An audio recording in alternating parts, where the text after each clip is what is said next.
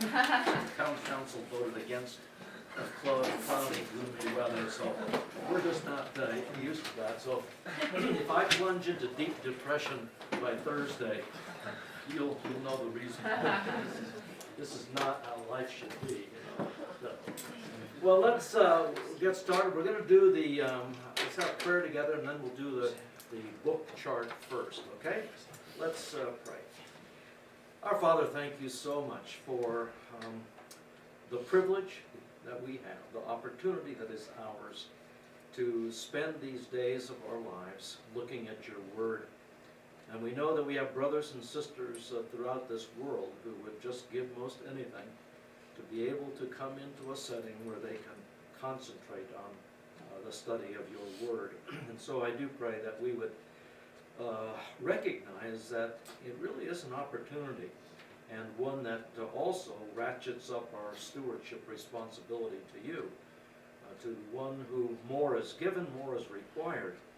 And so I do pray, Father, that as we learn these things, that we will not only understand them intellectually and grapple with truth, but that we would also embrace it into heart and life, that we would be changed by it. And so we know that that's really the work of the Spirit in each of our lives. And so I do pray that you would find us, Lord, teachable, and that we would be open.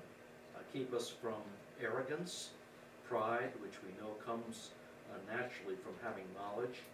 But I pray, Father, that we won't be that way, that we'll recognize that you have graciously revealed many things for our benefit and ultimately for your glory.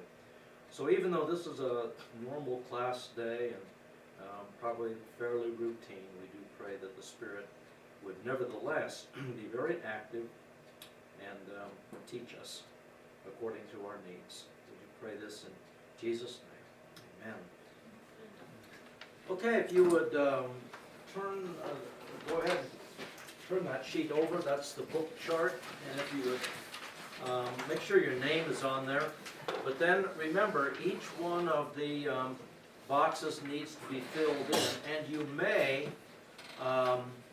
abbreviate the books if you want to. But you can't just put Z, you know. Or, you know, is it Zechariah or Zephaniah you're talking about? And make sure that you put the key word, which cannot be abbreviated, put the key words in the boxes, and then we'll rate them together.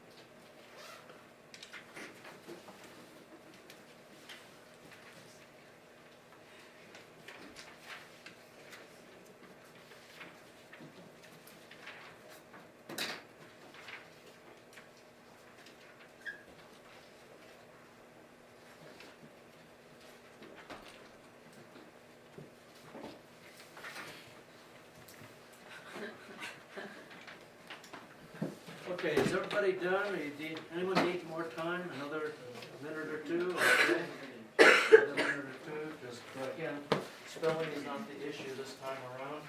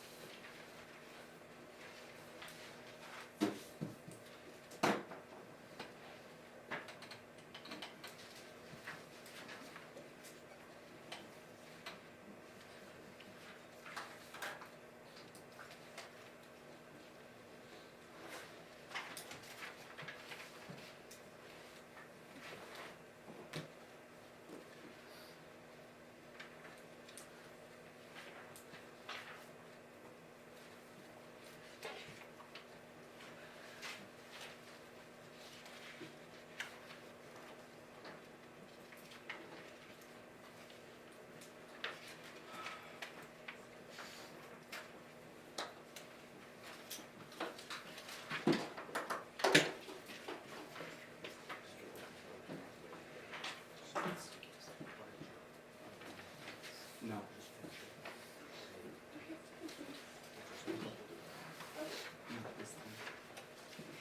Okay, if you would please swap your papers with some honest person next to you or nearby. If you can't find one, take the person next to you. Okay, here's the way it works. There's 50 entries on the quiz, 39 books and 11 key words. So everything's worth 2 points, so if they get the foundational book wrong and the key word wrong, then that would be -2, -4. So anyway, let's take a look at it. Let's go across the foundational books. Genesis, keyword is beginnings. Exodus, keyword redemption. Numbers, keyword wandering or wanderings, makes a difference. Joshua is number 4, keyword victory. Judges, keyword defeat.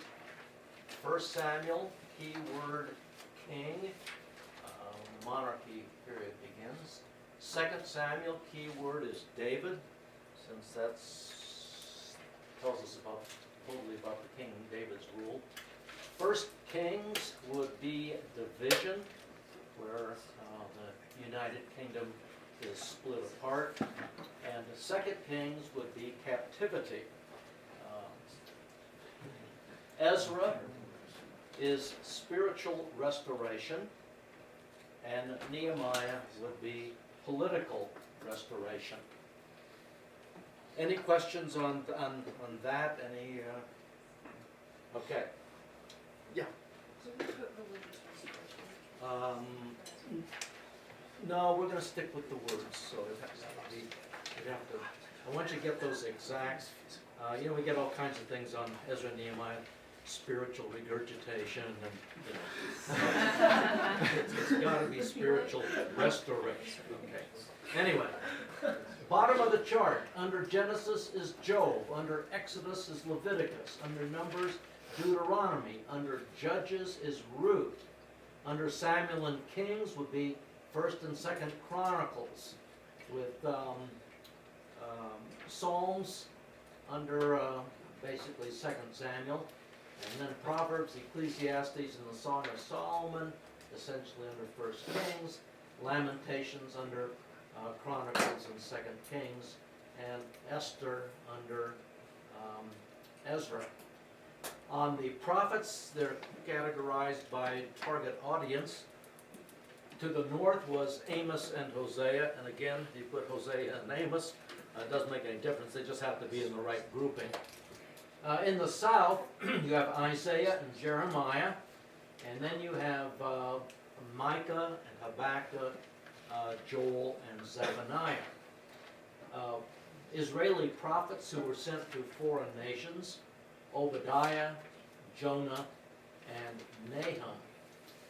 The two prophets during the exile, Daniel and Ezekiel, and the three post-exilic prophets, post-captivity, the last three, Haggai, Zechariah, and Malachi.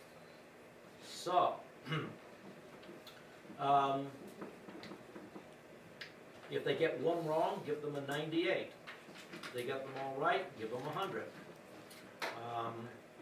And you do the math on the rest of it as to how it might work. So, and if you put under the name up in the right-hand corner, if you would put the score, please. So if they get a 96 or something like that. And if you would return it to the owner so they can rejoice. I think what we'll do, as long as we got these papers, why don't we just flip it over and do the quiz on the other quiz on the back side?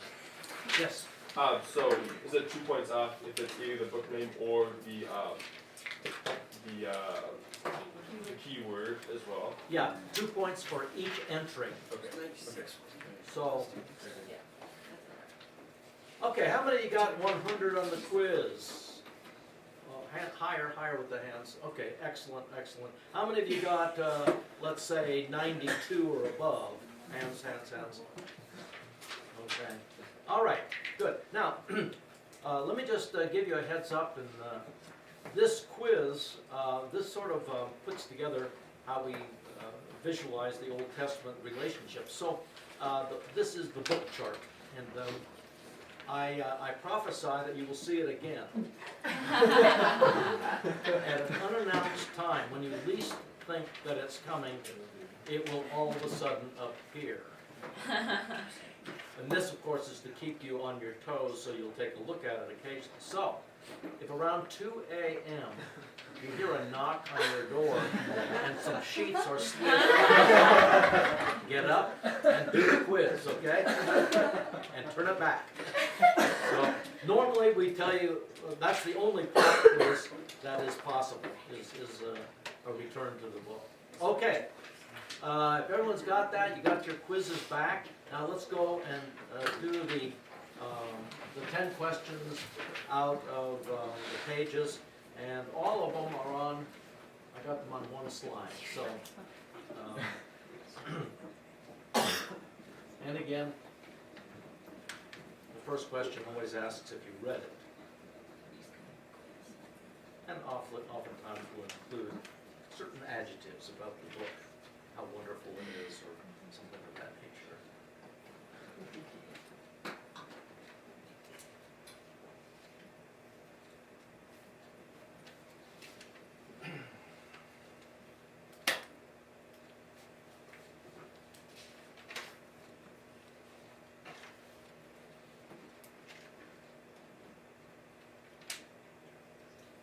Once again, just keep in mind that if you have a true-false question and you kind of feel you aren't sure about the answer, but you think you know it and you want to explain your answer, you're welcome to do that.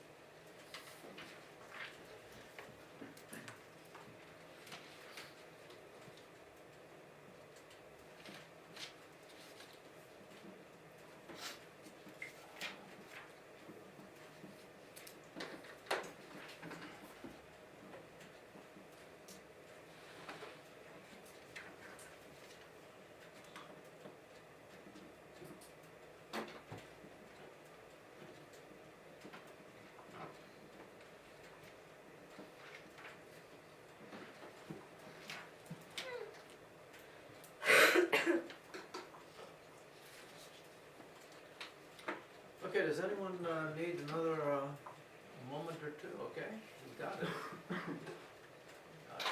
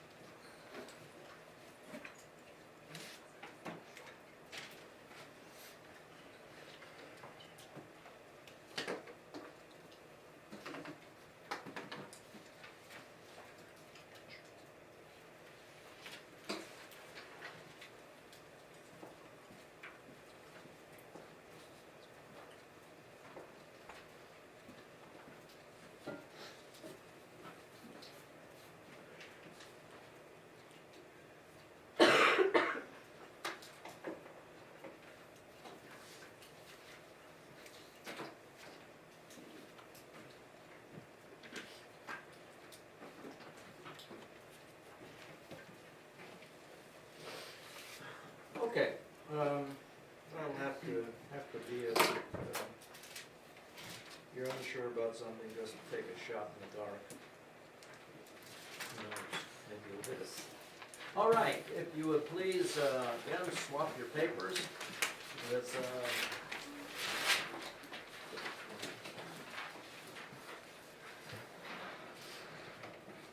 okay, the first question, of course, is did they read it, and they get credit if they did. Question number 2, the early date for the Exodus is around 1445 BC. That would be true. And so most of us would hold to that date for Exodus, and we'll take a look at that in our study as we go along. A key scripture in determining the date of the Exodus is C. 1 Kings chapter 6. When we get there, we'll see that at the building of the temple, it says that Solomon began building the temple 480 years after they came out of Egypt. And so, since we know when the temple was built, when he began the project, we are able to simply track back, and we end up at 1445, 1446, somewhere in that direction. Number 4, how many years were there between Genesis and Exodus? B, 275. We would never guess that, but that in fact is the length of time. Number 5, when Exodus begins, the population of Israel was about C, 2.5 million people. And so that's when they are now legitimately have one element of a nation, that they have the people aspect. Number 6, the age of Moses when the Exodus took place was A, 80. He had been on Social Security for 15 years. It's an amazing thing. Number 7, almost the entire book of Leviticus is about the animal sacrifices. That would be false. A third of it, a fourth of it maybe, but it's filled with all kinds of other information about the feast days, the Sabbath year, year of Jubilee, certain standards and requirements for what holiness looks like. So while it is a book that contains details about animal sacrifices, it is not even the majority of the book. Number 8, it was the people's idea to send spies into the land. That would be true. When you read Numbers, you get the impression that it was God's idea. God says, select 12 men and go into the land. But that, according to Moses later on, is actually God's response to their request to send in spies. Number 9. The book of Numbers is called Numbers because of the censuses that are taken there.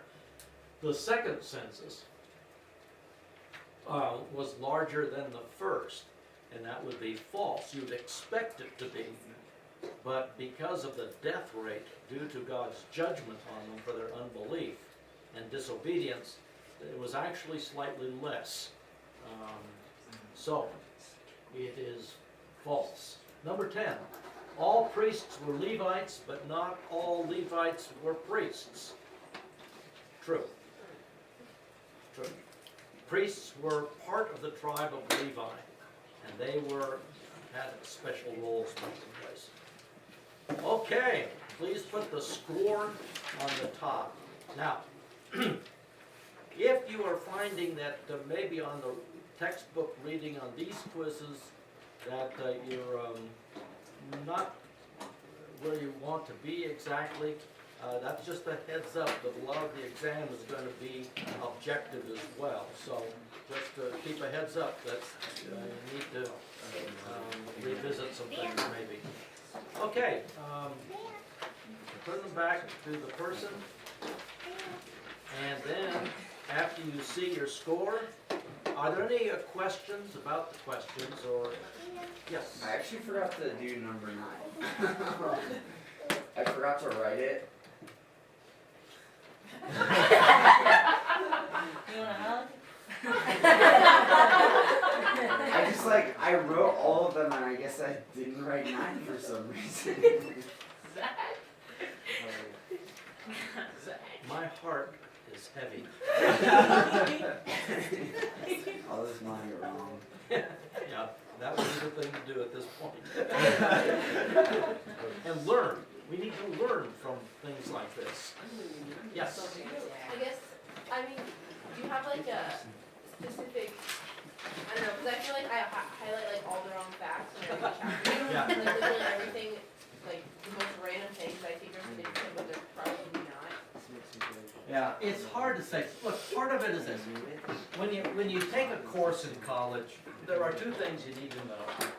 Number one, you need to know the subject matter, and number two, you need to learn what your teacher is like and what the teacher thinks is important. You may not think it's important, but if he or she does, then it's important, at least for the existence of that course. And it's hard to say because I don't go through and say, I'm going to find if I can really get the most obscure point possible. But like on the last one, on the priests and Levites, that is not really a trivial pursuit question. It actually dictates an awful lot of interpretation as you move through the Old Testament to know who these people are. And so, I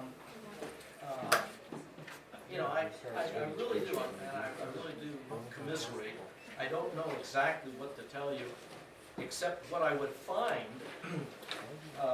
as we go along. And by the way, since you're going to be saddled with me for a total of 6 weeks, 4 weeks next semester, you might cozy up to people who are doing well, because apparently they've figured something out, or they've got this thing right. But don't, if you aren't doing real well right now, don't despair at all. These quizzes are not weighted that heavily, but all I can say is I think you'll get better at it as you go through. Okay, send them on in, please. This is taking, these quizzes are taking a lot of time, but this will be the only day. Well, I shouldn't say that since we've been having fun with this. Do I have them all? Except, hold on to that. Okay. In your notes, I want you to turn to page 14, where we have Genesis 12 and the call of Abraham and God's covenant with Abraham. And we opened the door and got our foot in the door yesterday. And now we want to spend some time on the Abrahamic covenant. And in your textbook, does anyone have a textbook? List. Take a look at this. Write yourself a note here.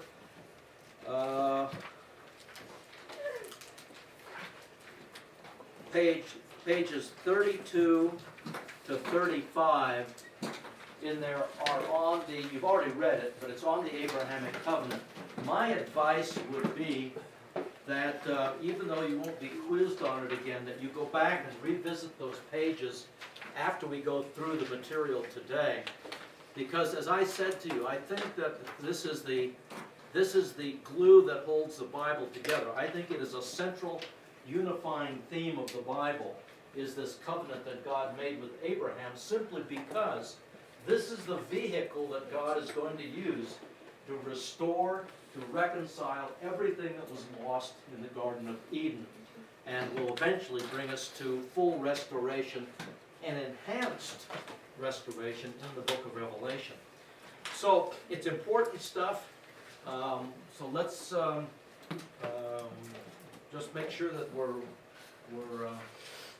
everything's functioning now mentally, and let's go through this again now.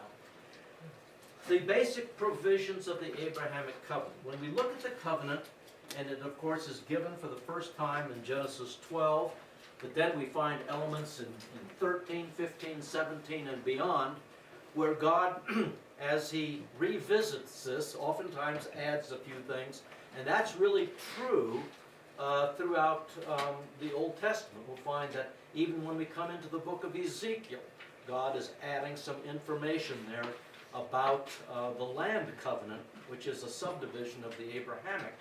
So this covenant, its tentacles go throughout the scriptures, both Old and New Testament, and takes us all the way to the book of Revelation.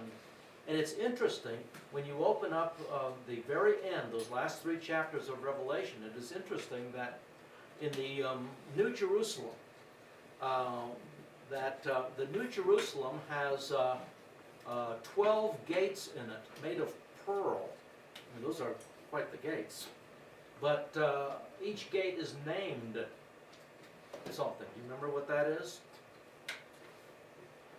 They're named after the 12 tribes of Israel. So even in the eternal state, Israel is going to be distinctive. Now, the foundation stones of the New Jerusalem are the 12 stones with the apostles' name on it. And by the way, don't you think Judas Iscariot is kicking himself around right now for all that he lost for his 30 pieces of silver? He, along with Esau, are clearly classified as some of the stupidest people that walk the earth, because they sacrificed the future for the present. And that's, well, a lot of believers do the same thing, but the results aren't going to be quite as tragic. But at any rate, when we look at the Abrahamic covenant, it is from Genesis 12, stretches all the way through to the end of the book of Revelation. It is a central unifying theme of the scriptures. And that's why it's so important that you and I have a fairly decent grip on this, because it's everywhere. Once you get that grip, you begin to see it everywhere as to what is being talked about. So, the basic provisions are threefold, as we saw when we finished yesterday. One is to the man Abraham himself, where God promises him certain things, including personal blessing. And some of those things were fulfilled in Abraham's lifetime. For example, God said He was going to make him wealthy. Well, he became an incredibly wealthy man, as we'll touch on it as we move through the story rather quickly. God promised that He would make of him, of course, a great nation, that kings would come from him. A lot of things were promised, where he saw, in a sense, the very first glimmers of that with the birth of his son Isaac, but also he would have seen, when we figure it out, he would have seen his grandchildren. He would have seen Esau and Jacob. Even though the text never specifically says that, they were probably about 15 years old when Abraham died. So he saw the beginning of the promises.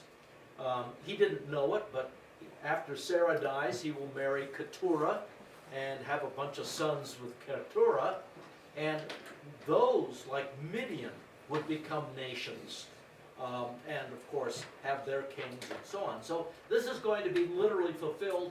However, most of it Abraham will never see. The second provision was to Abraham's descendants, and the book of Genesis is very careful to make it clear to us that it is through Isaac and Jacob. Abraham has a number of sons, 7 of them. It is not Ishmael, even though Abraham wanted it to be Ishmael. It would be Isaac. And even though Isaac preferred Esau, Esau was not the covenant son. It would be Jacob. And then, of course, Jacob has 12 sons, and that really sets up the foundation stones for the nation. But Genesis, it goes to great pains to tell us it is through Isaac and it is through Jacob that the covenant is going to come. And as we'll see as we fly over the text in Genesis, that God appears not only to Abraham, but he appears specifically to Isaac and he is specifically to Jacob.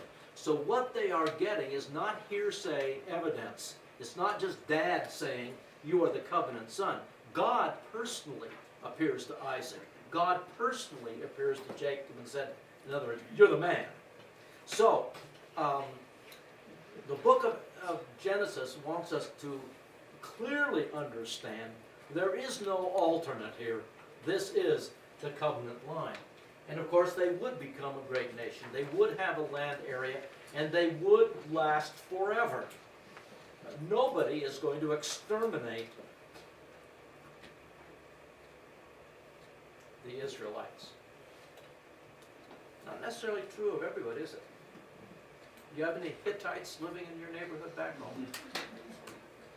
How about a Hivite? How about a Perizzite? Probably not. I don't know, maybe they got DNA somewhere. But those people groups are long gone. But Israel, no. They would last forever. And of course, the book of Revelation testifies that in the New Jerusalem, we got gates named after them. So, last year's class, we all decided that about, I think it was, I forget, 100 years into eternity, we're all going to meet at the Benjamin Gate, see how we're all doing. So we might want to set up a time where we all could meet. The Benjamin Gate's a nice place. Maybe we could do that one. Again and again, as God said to Abraham, "In you, Abraham, all the nations of the earth shall be blessed." He says that in Genesis chapter 12 and verse 3, "I will bless those who bless you, the one who curses you I will curse, and in you all the families of the earth shall be blessed." He says the same thing in chapter 18 and verse 18. Since this is the Lord talking, the angels are headed down to Sodom and Gomorrah and the cities of the plain. "Since Abraham will surely become a great and mighty nation, and in him all the nations of the earth shall be blessed." Genesis 18:18, and that's not the only place where it is said that the nations of the earth are going to be blessed through Abraham. So, our point is that it is going to be this man and his descendants that God is going to use to bring about a full, complete, and I would say an enriched restoration of all that was lost that fateful day in Eden when Adam and Eve made their horrendous choice to disobey God. So,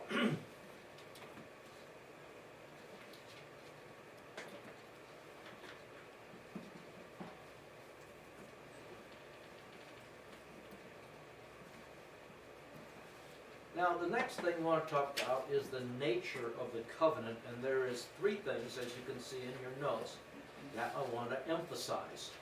This is what characterizes the covenant. What kind of a covenant is this?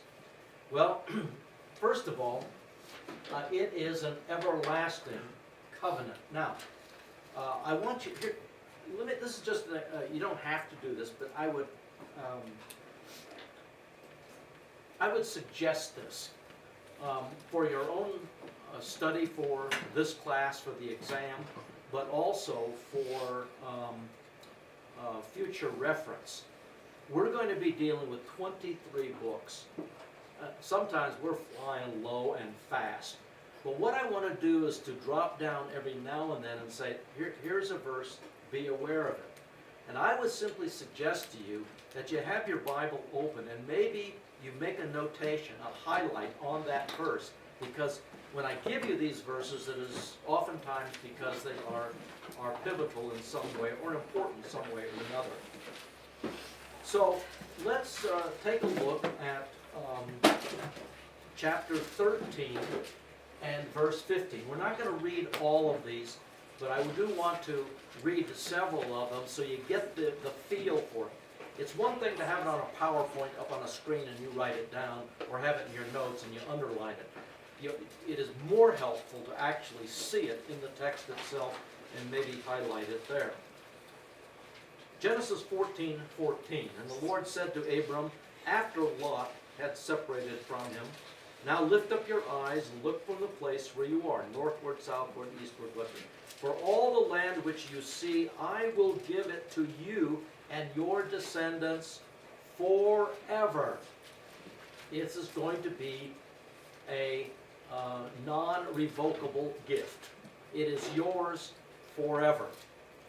Fast forward a number of years later to chapter 17. Abraham, we are told, is now 99.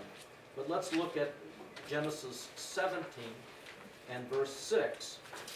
I will make you exceedingly fruitful, and will make nations of you, and kings shall come forth from you. And I will establish my covenant between me and your descendants after you throughout your generations for an everlasting covenant. It's an everlasting covenant. Verse 8. And I will give it to you and to your descendants after you, the land of your sojourning, all the land of Canaan, for an everlasting possession. Down in verse 13. My covenant will be in your flesh for an everlasting covenant. Verse 19. I will establish my covenant with him, Isaac, for an everlasting covenant.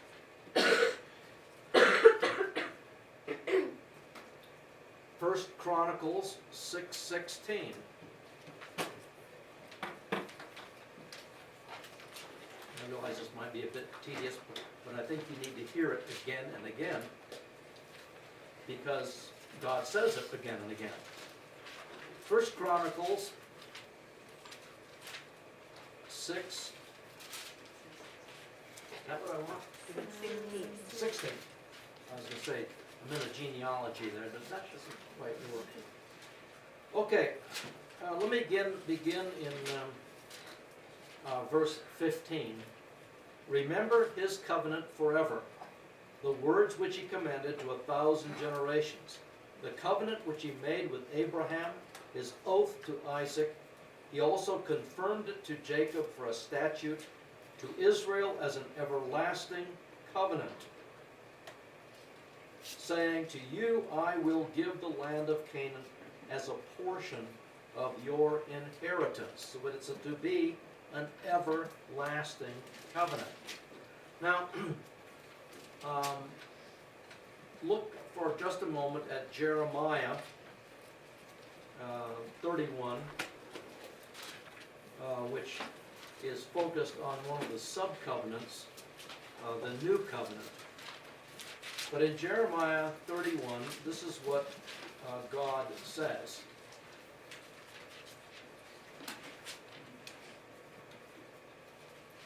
And I want you to look at verse 31, and since instead of reading it later, I'm going to read it now. Behold, days are coming, declares the Lord, when I will make a new covenant with the house of Israel and with the house of Judah. I want you to notice something.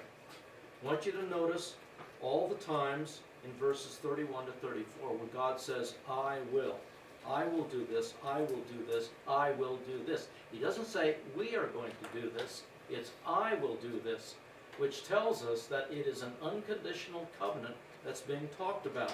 It's not, we are going to get together and make a covenant. It's, I am going to do this. Now, who's the new covenant going to be with? With the house of Israel and with the house of Judah. not like the covenant which I made with their fathers in the day I took them by the hand to bring them out of the land of Egypt, my covenant which they broke, although I was a husband to them, declares the Lord. So we haven't gotten that far yet, but what covenant did he make with them when they came out of Egypt? Well, we would call it the Mosaic covenant, the Mosaic law code. This is going to be different than the Mosaic law code. Why? Because the Mosaic law was a conditional covenant. You do this, I will bless you. You don't do that, I will curse you. Blessing and cursing depended upon what Israel did. That's the nature of a conditional covenant. But here God says, I'm going to make a different kind of covenant with Israel. We're going to call it a new covenant. Verse 33, but this is the covenant which I will make with the house of Israel after those days, declares the Lord. I will put my law in their heart. I will write it. I will be their God. Verse 34, I will forgive their iniquity, and their sin I remember no more. Now notice what he says in verse 35 about, because this really defines the term everlasting. What does it mean to be everlasting? Well, thus says the Lord, who gives the sun for light by day, and the fixed order of the moon and the stars for light by night, who stirs up the sea so that its waves roar. The Lord of hosts is his name. If this fixed order, the fixed order of the universe, the sun, moon, stars, if this fixed order departs from before me, declares the Lord, then the offspring of Israel shall also cease from being a nation before me forever. Now, I don't have down here, and I'm not going to, but in Psalm 89, David, the Davidic covenant's being talked about, and the same idea is given. In verse 34, God says, I will not break off my loving kindness from him, David, nor deal falsely in my faithfulness. See, this is dependent, these covenants are dependent upon God's faithfulness, not on Israel's faithfulness. Because God's very clear from the get-go, you guys, I can't trust you at all. But it's not dependent on you, it's dependent on me. I will not break off my loving kindness from him, nor deal falsely in my faithfulness. My covenant I will not violate, nor will I alter the utterance of my lips. Once I have sworn by my holiness, I will not lie to David. His descendants shall endure forever, and his throne as the sun before me. It will be established forever like the moon, and the witness in the sky is faithful.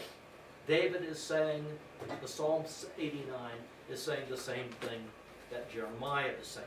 And we could actually sit here and go most of the morning looking at verses that speak of the covenant being an everlasting covenant.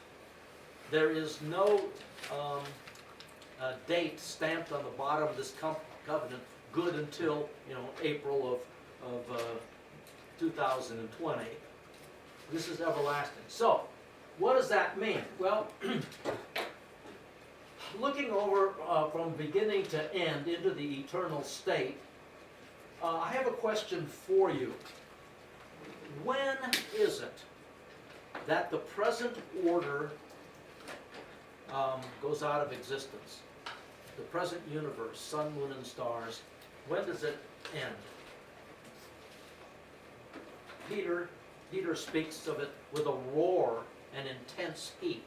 It will go out of existence, the universe, which is going to be quite a roar.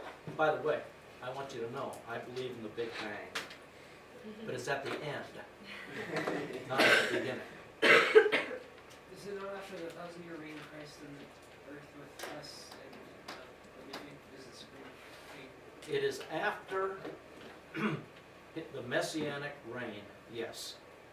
Revelation simply says that heaven and earth vanished away and there was no place found for it, meaning they disappeared. And as I was talking yesterday about the Hubble telescope, and you look out there and you think all billions of galaxies, all of these are going to disappear in a moment of time. The answer is that's right. That's exactly what's going to happen. And then it's going to be recreated again.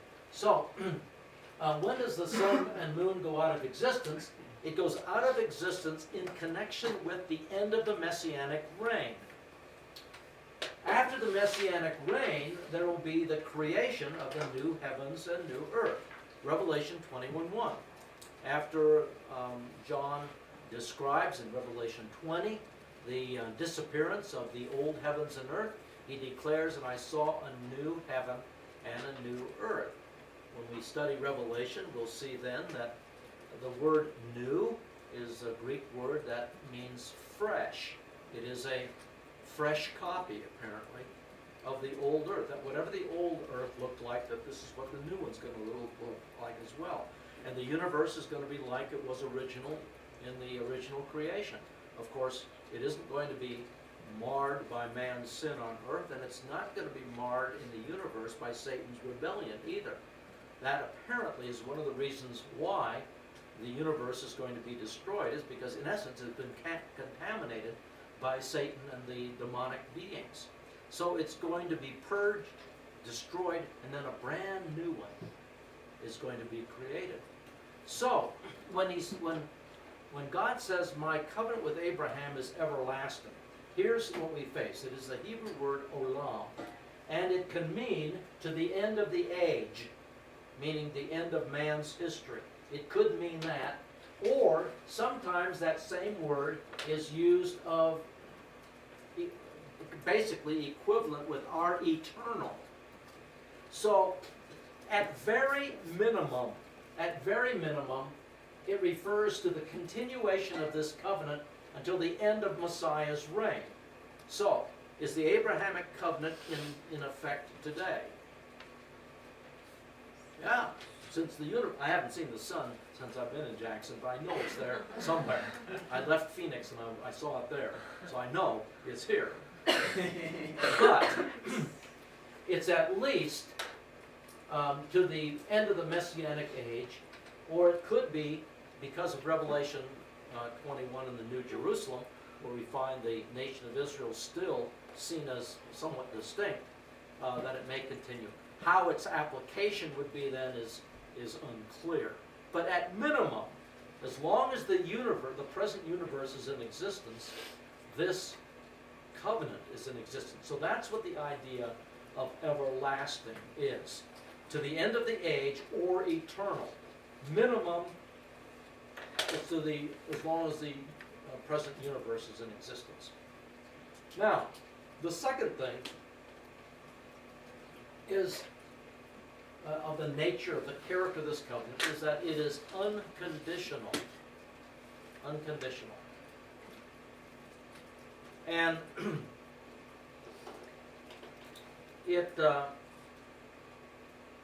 which basically says its fulfillment depends upon God.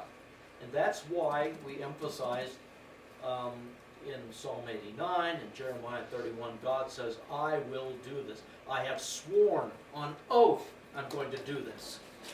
And of course, all God has to do is say, I'm going to do it. He doesn't need to take an oath, but he went that far to do so.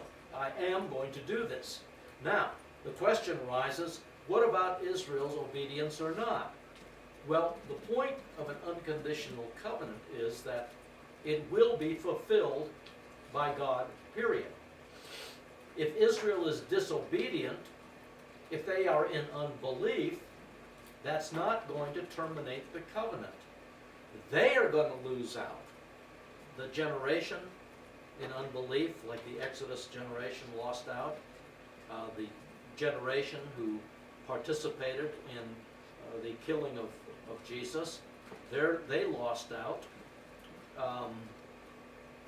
Individuals, but it doesn't terminate the covenant. In a sense, it's like what we have, isn't it?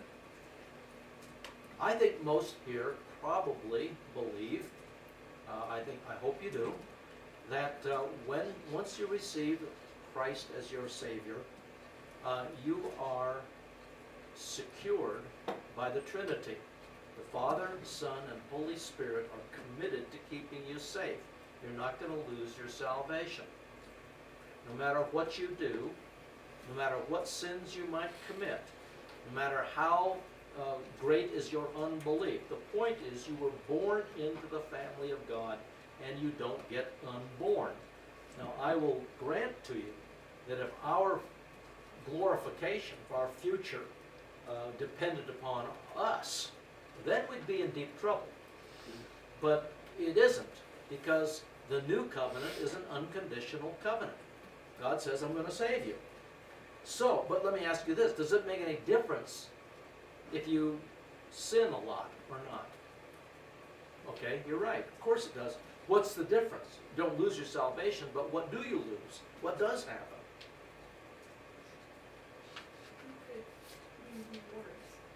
Okay, one thing is going to be the loss of reward at the judgment seat of Christ, but what about in this life? I mean, sin has consequences, doesn't it? And so, when we sin, we don't terminate our eternal life, but we do lose out on things that God would have for us. We certainly would not experience what Jesus offers in the abundant life here on earth. We can live badly, but living badly doesn't pay, never has, never will. So, the covenant is unconditional. Next semester, we're going to really emphasize this in Galatians chapter 3. But for now, I do want you to just flip over to Galatians chapter 3. So next semester, I can say to you, remember in Old Testament when we looked at this passage, and you will give me blank stares, but notice what he says in Galatians 3:14. He talks about Jesus, who is the seed, but Christ died on the cross for our sins. He was cursed on our behalf. He redeemed us. Verse 14, in order that in Christ Jesus, the blessing of Abraham might come to the Gentiles. Remember, that's what Genesis 12:3 said. In you, Abraham, all the Gentiles, all the nations shall be blessed. So that we might receive the promise of the Spirit through faith. And you notice in verse 16, now the promise was spoken to Abraham and to his seed. He does not say and to seeds as referring to many, but rather to one, and to your seed, that is Christ. And then he goes on, verse 17, 18, 19, 21, 22, 29, to reference the promise, the promise, the promise, the promise. And a promise is God's commitment, isn't it? God is committing himself to do something. That's the very heart and nature of what an unconditional covenant is. It is the promise of God. Now, I mention this, and I'm really going to jump up and down and foam at the mouth next semester. You'll have to come back to see that. But Galatians 3:15. Brethren, I speak in terms of human relations. Even though it is only a man's covenant, yet when it has been ratified, it is made legally binding. No one sets it aside or adds conditions to it. What's the point? He said, any covenant that you've made, once you have legally ratified that covenant, you can't change the conditions of it. So, you go and you buy a house, and you go to the banker and he says, we'll lend you $100,000 at 4.7%. The monthly payments will be this or whatever, and your down payment, you have to do this for the down payment. Anyway, so that all of it's drawn up, and you say, yep, we'll do that. The bank says, yep, okay, we'll do that. This is a conditional covenant. It's a covenant between human beings. So what happens? Well, I'll tell you what happened when we bought our house back in Pennsylvania. Sat down and I signed the document. My wife signed the document. The representative of the bank signed the document. We went to, a lady came in with a stamp. She was a notary, stamped that baby, and she wrote, and is now legally binding 2 months later, the bank can't come back and say, you know what, we're giving you that for 4.8%. We made a mistake. It has to be, I'm sorry, we've got to change it to 6.5%. No, you aren't. You're not touching it. It's legally binding. And so that's what Paul is saying. Once a covenant is legally binding, you don't change it. Now this becomes very important theologically. And I'll tell you why, and we'll talk about it later next semester. But let me just give you a heads up.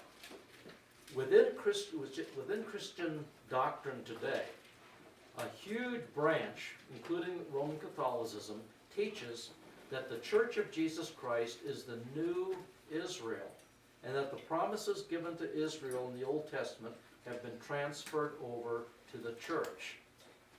No, they have not. You cannot do that.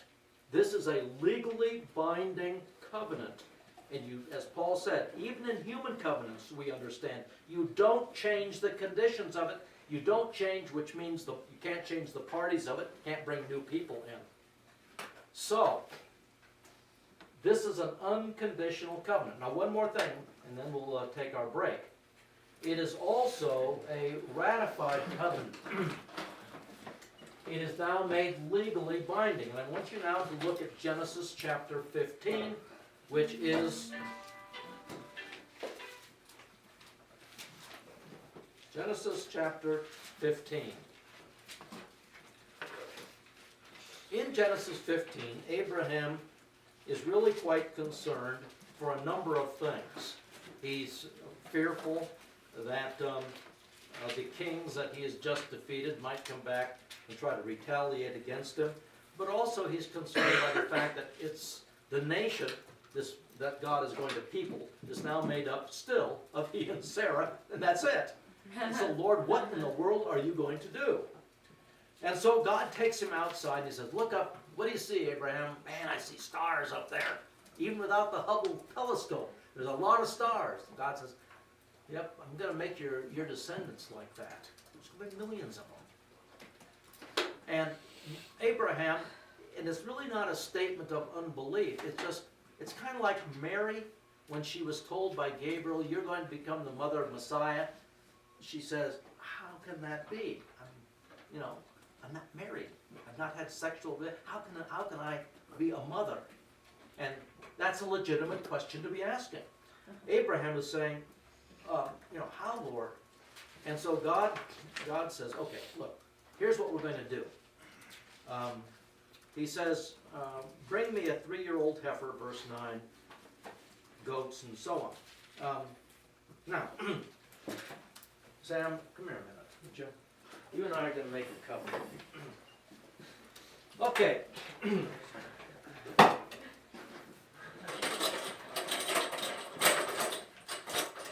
Come on over here, Sam. Okay.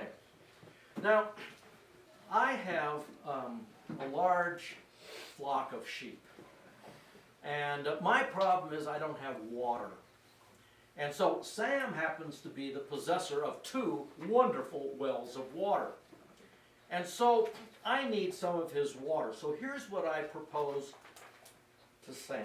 I say, Sam, look, I'll give you 20 sheep every year for access to your wells of water. Sam thinks about it. He says 25, and it's a deal. We agree. Okay, this is now a conditional covenant.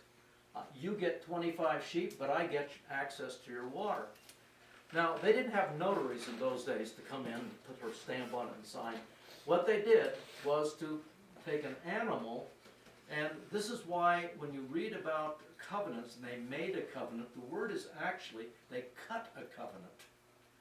And what they would do is take the pieces of an animal, they would sacrifice and put them there. Now, once that's done, Sam, come on. Sam and I walk between the sacrifice together. And at that moment in time, it now becomes legally binding. Everybody recognizes that. Sam, thank you. Your 25 sheep are in the mail. Now, so when God says, now how many times has Abraham done this? Who knows, a gazillion times. you want wells of water, you want mutual defense treaties, or whatever it might be. So God's knowing, of course, all this custom, says, Abraham, you want to know about this? Okay, look, here's what we're going to do. You get the animals, cut them in half. Didn't need to explain it any further. We're going to cut a covenant. Oh, okay. Now, Abraham apparently, I don't know exactly what he thought was going to happen, but he apparently thought, somehow God and I are going to walk between the sacrifice here. But what happened? Did Abraham ever walk between the pieces? No. Verse 17. It came about when the sun had set, that it was very dark. And behold, there appeared a smoking oven and a flaming torch, which passed between these pieces.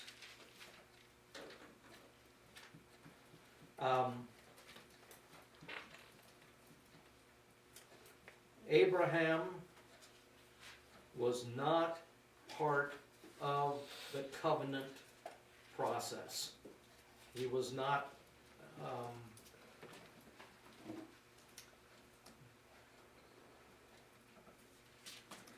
in fact, I was looking for verse 12. Now when the sun was going down, a deep sleep fell upon Abram. Behold, terror and great darkness fell upon him. Human reaction to any appearance of God. And so, as the sacrificial animals are made, they've cut the covenant. Abraham is basically in vision seeing God. And he is overwhelmed by this. But God alone passes between the sacrifice. What kind of a covenant is this now? An unconditional covenant. Now, if God had said, Abraham, get up, my man, we got to walk between the sacrifice, then you would have some evidence for it being a conditional sacrifice. That is, God's going to do these things conditioned upon Abraham's duties. Happy you had it? Okay. All right, so why is this important? Well, when we get back from break, we're going to show that this is not just a Genesis thing. This is a Genesis through Revelation thing as to what is going to happen now. So, let's take about a 10-minute break. We'll start at on Jackson Hole time at 10:22 and 18 seconds. All right, we'll see you back.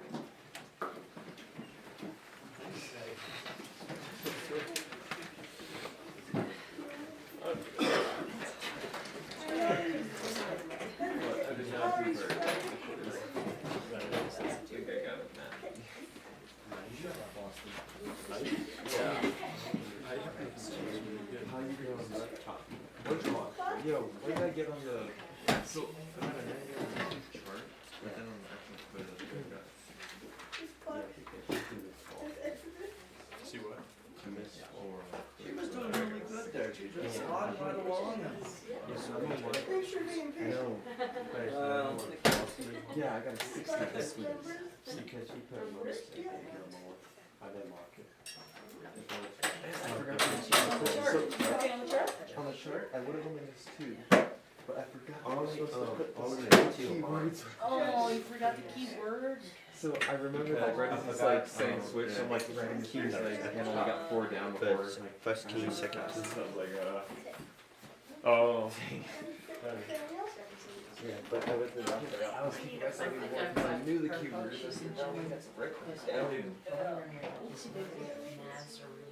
Oh, But I think they're going to join our church. Right, Joyce, you're dealing with She said she could Nazarene. never leave Nazarene, but she's joining our church, she's in the membership class. Oh. But the eternal security is the biggest thing. yeah. And she believes.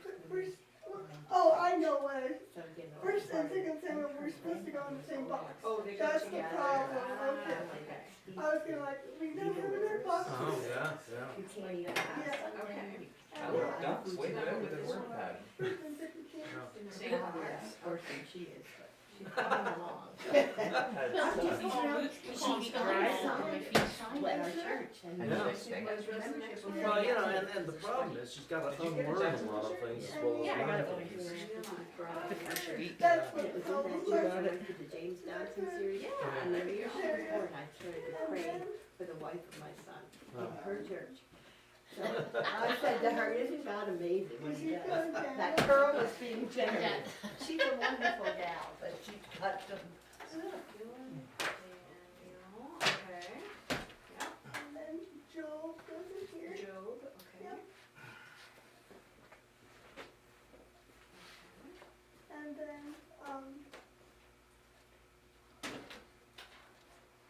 Leviticus goes in here. Okay.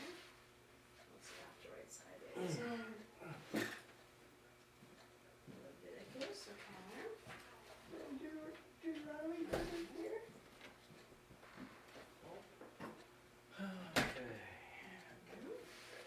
And then, Esther, no, not Esther, Ruth goes in here. Ruth, Yep. okay. And then, Psalms goes in here. Okay. And then, First and Second Chronicles goes in here. And just this one box, they go together? I think so. Okay.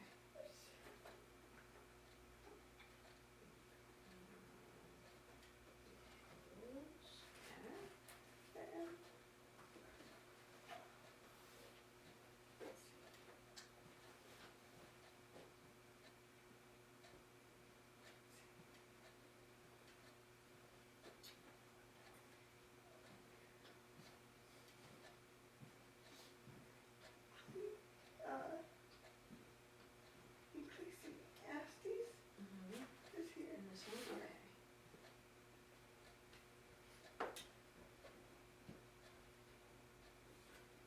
Okay. And Solomon is here. Solomon.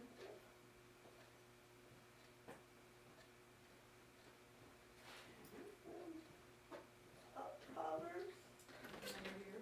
yeah. Proverbs. And Lamentations.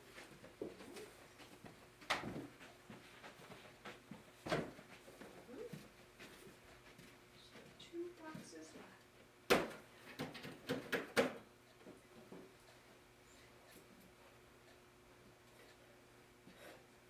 Esther goes in here. Okay. I think that's in that little box.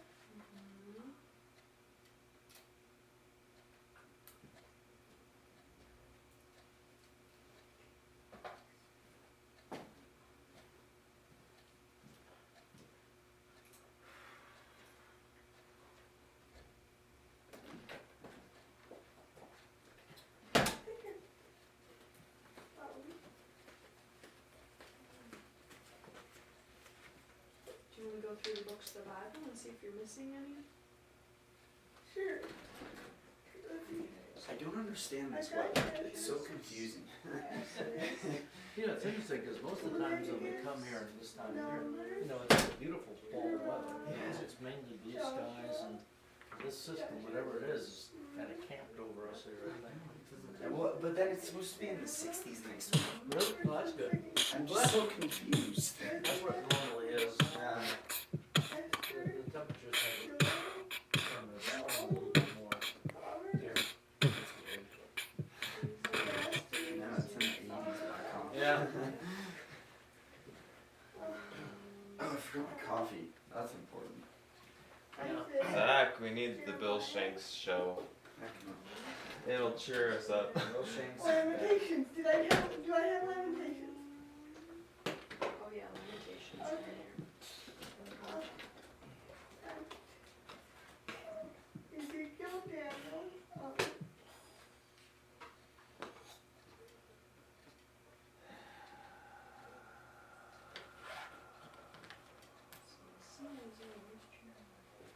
sure,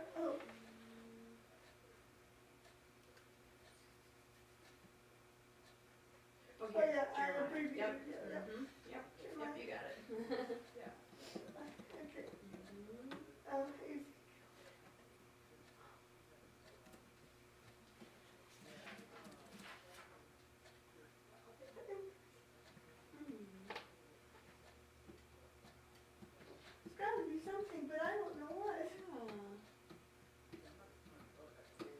unless one of these guys should, you know, the first and second, or any of those split up. Second, so I'm like just I knew them all too, so I was like writing furiously and then like as he's like Let's do because he's already like starting to listen as his No, not yet. First Chronicles and second Oh, Chronicles, okay, and then Ecclesiastes, should that go down here then? Yeah. Okay. wait a second. Bill freaking Bolt slipped out of something. So are you happy with that? probably the one right in the center down here. Yeah, So if you that's just one wanna that write just your wants name on to it. back on the frame. Hand it in. Yeah, and it kind of keeps you. That's pretty slight. Well, grab it. Lunch is these like melted sandwiches, like ham and cheese and like I got some on sale too. That doesn't And seem it's to really go. good. I want frisbees. Smells like you put. On that camera. Yeah. They're furry, I guess. Yeah. You look like a full raccoon on this. Oh, bourbon. I know, I saw them this morning, they're beautiful. They look so comfy. Everybody's so, you slip it in, just like, everybody's like, Jeez. It's like getting to bed with those things, like, Yo, bank. I honestly just talked to Lydia this morning about her shoes. That word me. Come on, this is Lydia's son. And I just saw like you have the exact same brand. yeah, Okay. we're good. We're good. I know, the exact same Mine's like around though, and like, so the fuzz Very is good. more like. We do kind of there. know. Yeah, yeah. Yeah, It's just the color of the fur. I wish I had fur. All fur on my boots. No, it's that. It would be so nice. I know it's not a guy thing to have fur on your boots, They're but the same. that was pretty It's sick. just the color. You could be a trendsetter. Yeah, there we go. Someone's got to set trends That I was for looking men's at. fashion. The ones you showed me? Eskimos or whatever. Yeah, except they live in like sub-zero conditions. Yeah, so do we. Practically. This isn't even cold. Do you, Yeah. do you know where I have lived my whole life? Yes, California. Yeah, this is cold. So Vancouver is small. It is, I assure you. Yeah, you see Dr. Benware agrees. Pasadena. That's right. Raised in Southern California. Twice in my whole lifetime, we had snow there on our tangerine trees. There's snow sitting. Whoa, what is this white stuff? Oh, I heard about that when it snowed in SoCal. I was like, wow, I had to. Yeah. I was down in SoCal for a month and it snowed for 10 minutes and then all melted and it was 80 degrees that day. Snow, what a blessing. Yeah, it kind of was. So It is. 10 I minutes wouldn't didn't think so. stick. I'd be like, wow, best of both worlds. Yeah, seriously. What's best of both worlds? Having it snow for like 10 minutes and then it melts and then it's 80 degrees. Well, if we wanted snow, we just drove up to mountains. Yeah, exactly. There they were. Snow. We want the beach, we go down to the beach. Want the desert, just a few miles away. I know we have everything. We got, it's all Also there. have like everybody. Not True words and I think we have the Kardashians too, don't we? Yeah, you do. Yeah, you keep them. What? Yeah, you guys should keep them. They are a mystery to me. I have yet to figure out why they are multi-millionaires and they never contributed one thing to human benefit. Get me. It's the mob. Well, Yeah. I Make mean, that they picture, raised otherwise the they're stupidity rate. I don't know. They are a phenomenon for sure. All right, well, we'll have to stop talking about the Kardashians for a moment and get back to something a tad bit more important. Though it's hard to know whether something really could be more important than them. Okay. I see that my wife I got she got bored already. We haven't started yet.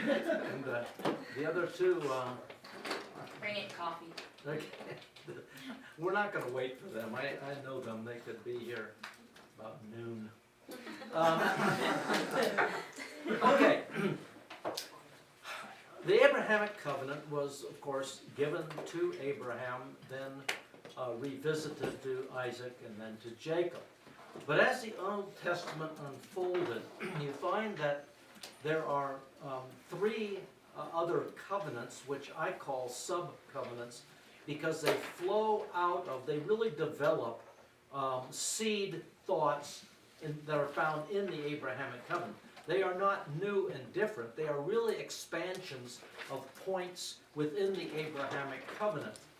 But the first of those is the land covenant, and we put down also known as Palestinian, because in older books that term Palestinian covenant got attached to the idea of the land, even though that term didn't come about until, really first century. But we simply refer to it as the land covenant.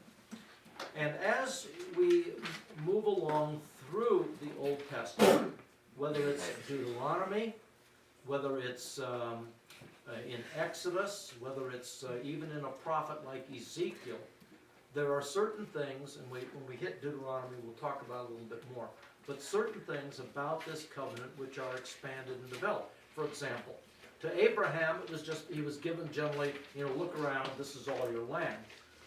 Later on it's specified as to what the land area is. It's from the river of Egypt, which is the Wadi El Arish, down at the southern part of the land, up the Jordan Valley, on the Mediterranean coast. The northern boundary is given as places like Lebo Hamath, up there. What we don't know is exactly north of the Sea of Galilee and to the east. How far, exactly where does the line go over? Because it goes to the Euphrates River. So we're not sure exactly where that eastern, where that segment goes. We have an idea, we're pretty close. But at any rate, the boundaries are given to the land. And then Israel is very clearly given the land. The title deed is given. It's an everlasting covenant. But Israel can lose the right to live on the land because of disobedience. Now again, this is an illustration. When God kicks them out in the days of the monarchy period, it's because of their idolatry. But that doesn't negate the covenant. I mean, if it was a conditional covenant, that covenant would have been ended in the Old Testament. I mean, Israel was horrific in their sinning. But it's an unconditional covenant. And the truth of the matter is this, is that never in the Old Testament did Israel possess and occupy that land area fully and completely. Even in the heyday of David and Solomon, when the kingdom was to its greatest extent, there were portions of that were never occupied. For example, in Syria, Damascus, that was never occupied by Israel. A lot of land was under tribute, but they didn't actually possess the land. Hiram, king of Tyre, is talked about. He helped Solomon build the temple. But he had, and that area of Phoenicia was independent of Israel, and yet that falls within the land area. The point is that this has never, ever been fulfilled. And so we are faced with the question, is God going to do it or not? And of course, he said on oath, I'm going to do it. So we believe he's going to do it. The second sub-covenant is the Davidic covenant. The Davidic covenant particularly focused on the matter of the seed, the descendant, and also the idea of kingship. And a descendant of David will sit upon the throne and rule over Israel, but not just over Israel. As Psalm 2, Psalm 119 tell us, they will actually rule the earth, over all of the nations of the earth. Now, this was not fulfilled in the Old Testament. It wasn't fulfilled with David. It wasn't fulfilled with Solomon, his son. How do we know it wasn't fulfilled in the Old Testament? Christmas is coming. What did Gabriel say to Mary? son, will sit on the throne of his father David and rule over the house of Jacob forever. Who is the fulfiller of the Davidic covenant of the king? It is none other than Jesus. We all understand that. It wasn't Solomon, it wasn't anyone in the Old Testament. So this remains unfulfilled. Now, if you want to try to build a case, as many theologians do, that Jesus is now ruling, you've got a tough row to hoe. Because first of all, the throne of David is not a heavenly throne. And by the way, never does it say that Jesus is ruling from heaven. He is sitting at the Father's right hand in heaven. 6 different times in the book of Hebrews it says that. But how's he functioning in heaven right now? In what capacity? As a king? As a priest. He is our great high priest. So he's functioning as in his priestly role. Psalm 110, the most quoted psalm in the book of Hebrews, says that eventually he's getting up off his throne, his enemies will become the footstool of his feet, and he will come where? To the earth to rule. The land covenant is tied to a specific area on the planet. The Davidic throne is an earthly throne. It cannot be fulfilled in heaven. Well, it has never been fulfilled in the Old Testament. It remains unfulfilled. So the question again arises, as with the land covenant, is God actually going to fulfill it or not? This brings up the new covenant, which we just read from Jeremiah 31. The new covenant, which has to do with sin. And of course the book of Hebrews quotes heavily from Jeremiah 31 in making it clear that the new covenant, the basis of it is the cross of Christ. It is the shed blood of Christ, according to Hebrews. That is what the new covenant is about. God will deal with sin, which is what Jeremiah says. But it's interesting. Did you notice when I read it, who's the covenant made with? Who are the parties of the new covenant? Everyone. What? Is it everyone? No. The house of Israel and Judah, which at that time were two distinct, but later on he says just Israel, because they're going to be reunited again. Now, was it God's intent for Gentiles to be saved? Well, yeah. In you, Abraham, all the nations of the earth shall be blessed. But the point is, the new covenant is made with Israel. Now, obviously it wasn't fulfilled in the Old Testament, was it? It couldn't be, because the new covenant, the basis for it is the cross. So obviously the new covenant wasn't fulfilled in the Old Testament. But since the days of Jesus, first century, when he died, has Israel ever become a believing nation? No. In fact, Israel is a nation occupied even today by agnostics and atheists, some Orthodox, but it's not a believing nation by any stretch. So the question again comes up, is God going to fulfill this promise? Well, I would say the answer is a clear yes. The reason being that, as the prophetic word tells us, God in the tribulation period,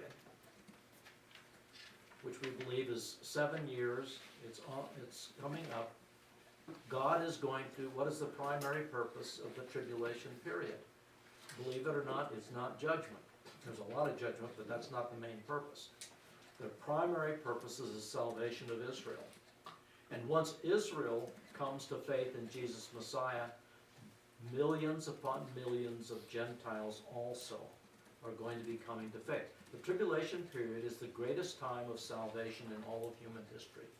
Multiplied millions of people come to faith, according to Revelation chapter 7. And so when the tribulation period ends, even though the martyrdom has been severe, Israel is a believing nation. Because Jesus himself said this in Matthew 23. He said, Israel, you will never see me again until you say, blessed is he who comes in the name of the Lord. Until you recognize me as Messiah. Now during the last 19 centuries, has Israel recognized Jesus as Messiah? Absolutely not. Oh, individual Jews here and there, yes. And you have more and more coming to faith today, but still, such a tiny, tiny percentage have come to faith in Jesus.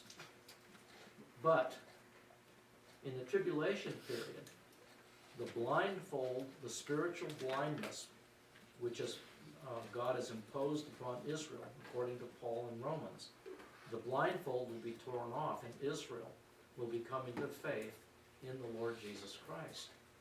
And so, when they are sufficiently saved, as far as numbers, then Jesus will come back. That is the one requirement prior to, according to Jesus, prior to the second coming is the salvation of the nation of Israel. Messiah comes to a believing nation. So, all of these things are developed, these ideas. The new covenant began in Genesis 12:3. In you all the nations of the earth shall be blessed. It then begins to unfold in Jeremiah and also in Ezekiel. This concept is being developed. So, in your notes, we have given, it's my attempt to visualize what this looks like. As we said, the first 11 chapters, covering some 2,000 years, it's God's dealing with mankind in general and with individuals. Whether that individual be Adam, Enoch, Noah, whoever it might be. But as of Genesis 12, there is a dramatic change that takes place. God is not dealing just with individuals now. He is now putting his plan of restoration in gear with the giving of the Abrahamic covenant. And the first giving of it in embryo, or just the basic seed form, is Genesis chapter 12. But as the Old Testament goes on, we find that these three sub-covenants are now given detail. So, we have the land covenant. And I put Deuteronomy 28, that's just, it's just everywhere. Ezekiel has tremendous contributions to make. But, so that in the Old Testament, the concept of the land, the dimensions of it, the requirements of it, and then finally Ezekiel says that the day is coming in the end times when Israel will be restored to the land, and they will be on their land forever. Never again will they be removed from their land. Now, I personally believe that Israel, back in the land after 2,000 years, actually about 1,900 years, they were out of the land. And for the first time since the first century, over half the population of the Jews in the world are back in the land of Israel. That's not happened for 19 centuries. And so this is not a small matter that we are seeing. And so Ezekiel is very clear that there's a double restoration of Israel. First, they are restored back to their land. And then when they are there in sufficient numbers, God is going to save his people. We know when that is. That's during the 70th week of Daniel, commonly referred to as the tribulation period. Okay, the next one is the Davidic covenant. The Davidic covenant is going to be an emphasis in 2 Samuel 7, but again, that deals with the kingly line, the rulership and all of that. And then we have the new covenant, which again is given to us in detail for the first time in the monarchy period. Now, just for the sake of including the Mosaic covenant, I've included it here, but I want you to notice that there is no organic connection with the Abrahamic covenant. The Abrahamic covenant and the Mosaic covenant are two different kinds of covenants given for two distinct purposes. The Mosaic covenant, which we're going to be looking at in just a while, is the law code. It's the Constitution given to the nation of Israel. It's not given to the Gentiles. It's not given to the church. It's given to the nation of Israel. And it's given for several reasons that we'll talk about when we get there. It's interesting that we learn from the New Testament that there is actually, if you turn the law and look at it at the bottom, you'll see at the bottom it says it has an expiration date on it. April 7, 33 AD. That's when the law, best to use before April 7, 33 AD. Why? Because the law is going to be replaced by the faith in Messiah. The law goes out of existence as of the cross, at least as God's operating principle. Now, the Jews and most Christians don't believe that, but we are living under a different law. Again, we'll talk about that when we get there.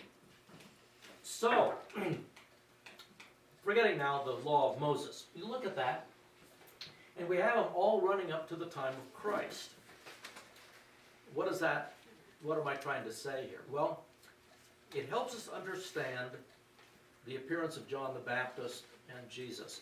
And this we will get into when we study the life of Christ. And so we'll develop it there. But when John the Baptist came on the scene, he said to Israel, to that generation, repent. The kingdom of God is nearby. The king is nearby. And basically he is saying, would you like the Abrahamic covenant to be fulfilled in your lifetime, right now? Would you like that? If you do, then you need to repent of your sin and recognize who Jesus of Nazareth is, that he is in fact the long-awaited and long-prophesied Messiah. The kingdom of God is nearby. Jesus comes on the scene. For 2 years, he gives evidence for who he is, miracle working and his powerful preaching and all of that. At the end of 2 years, the nation of Israel says, nah, we don't think so. Now, the evidence was clear.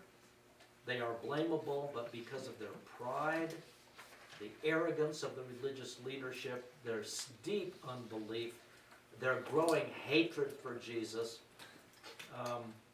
they basically made a national decision. And the decision was, Jesus of Nazareth is of the devil. He is not sent from God. And with that, the offer of the fulfilling of the Abrahamic covenant to that generation is taken off of the table. And Jesus, the last year of his ministry, changes his ministry entirely. And we'll see that when we get into the Gospels. You don't really understand the Gospels until you understand that pattern. Because now he is training the disciples for something they don't know about. And they don't get it. They don't get it at all. Even as they go up to Jerusalem for when Jesus is crucified, they all recognize something's going to happen. Thomas said, let's go up and die with him. Others thinking the kingdom's going to be set up right now. Well, the kingdom didn't get set up. Jesus was crucified. So the question then, which must be answered, is this. What happens now? This is an unconditional covenant. God's made promises. Is he going to go back on the promises? Well, no. He said on oath, I'm telling you this. Abraham, let's do a ratification ceremony here. My word's good enough, but just so you know, we're going to cut a covenant here by blood. We're going to make this legally binding. So God is going to fulfill. Well, what if he transfers it to the Gentiles, like the church? No. Paul says in Galatians 3, you can't do that. A ratified covenant can never be changed. You can get rid of it, I suppose, which, you know, if you wanted to refinance your house, you get rid of the old agreement, don't you? And you sign a new one.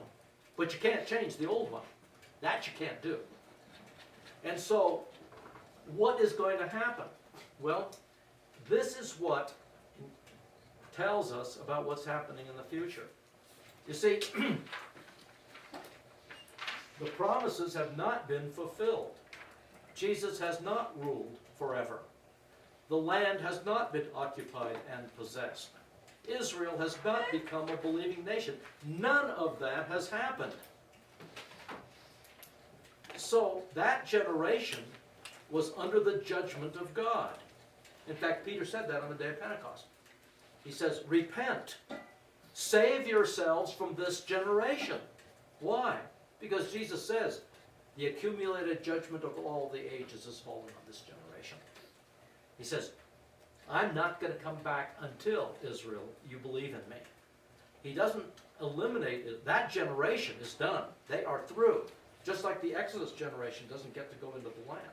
So, we'll talk about this more later on, but what this does, class, the Abrahamic covenant and your view of the Abrahamic covenant determines your view of prophecy. I wrote the book Understanding End Times Prophecy, and the first 40 pages of this book deal with the covenants, the Abrahamic covenant and these other covenants. You say, well, that's sort of a strange way to begin. No, it isn't. Because it is your view of the covenants that determines what you think about what's going to happen. You see, why do we believe that there is going to be a messianic kingdom on earth of 1,000 years? Well, the 1,000 years is comes out of Revelation chapter 20, where it's used half a dozen times. Kilia eta, 1,000 years, is used a half a dozen times. And we're going to see that even though people say, well, that's a symbolic number, numbers are not used symbolically in the book of Revelation. There's 240 numbers in the book of Revelation, and they are not used symbolically, except for 16 of them.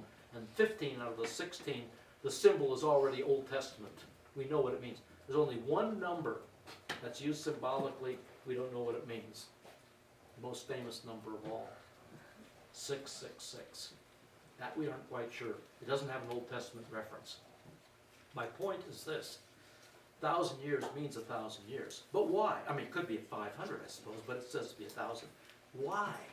Why do we argue that there has to be a physical, literal reign of Jesus on the earth, on the throne of David, over the nation of Israel and the nations of the world, over a redeemed people, for one reason only?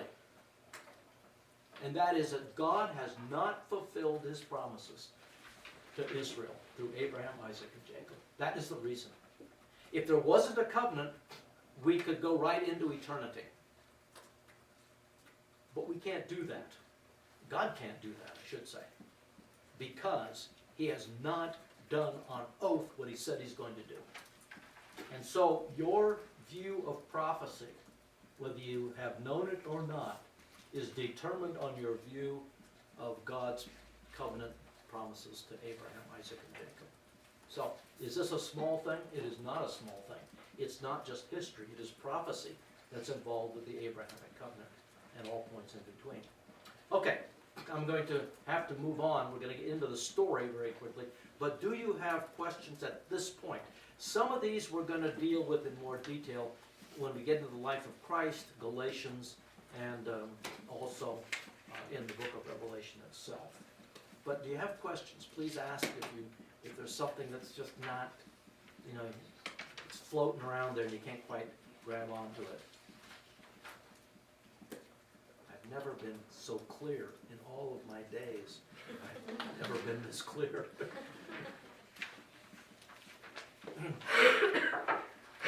Ladies on the couches, do you have questions? Oh, I'm sorry, did I wake you up? I'm sorry.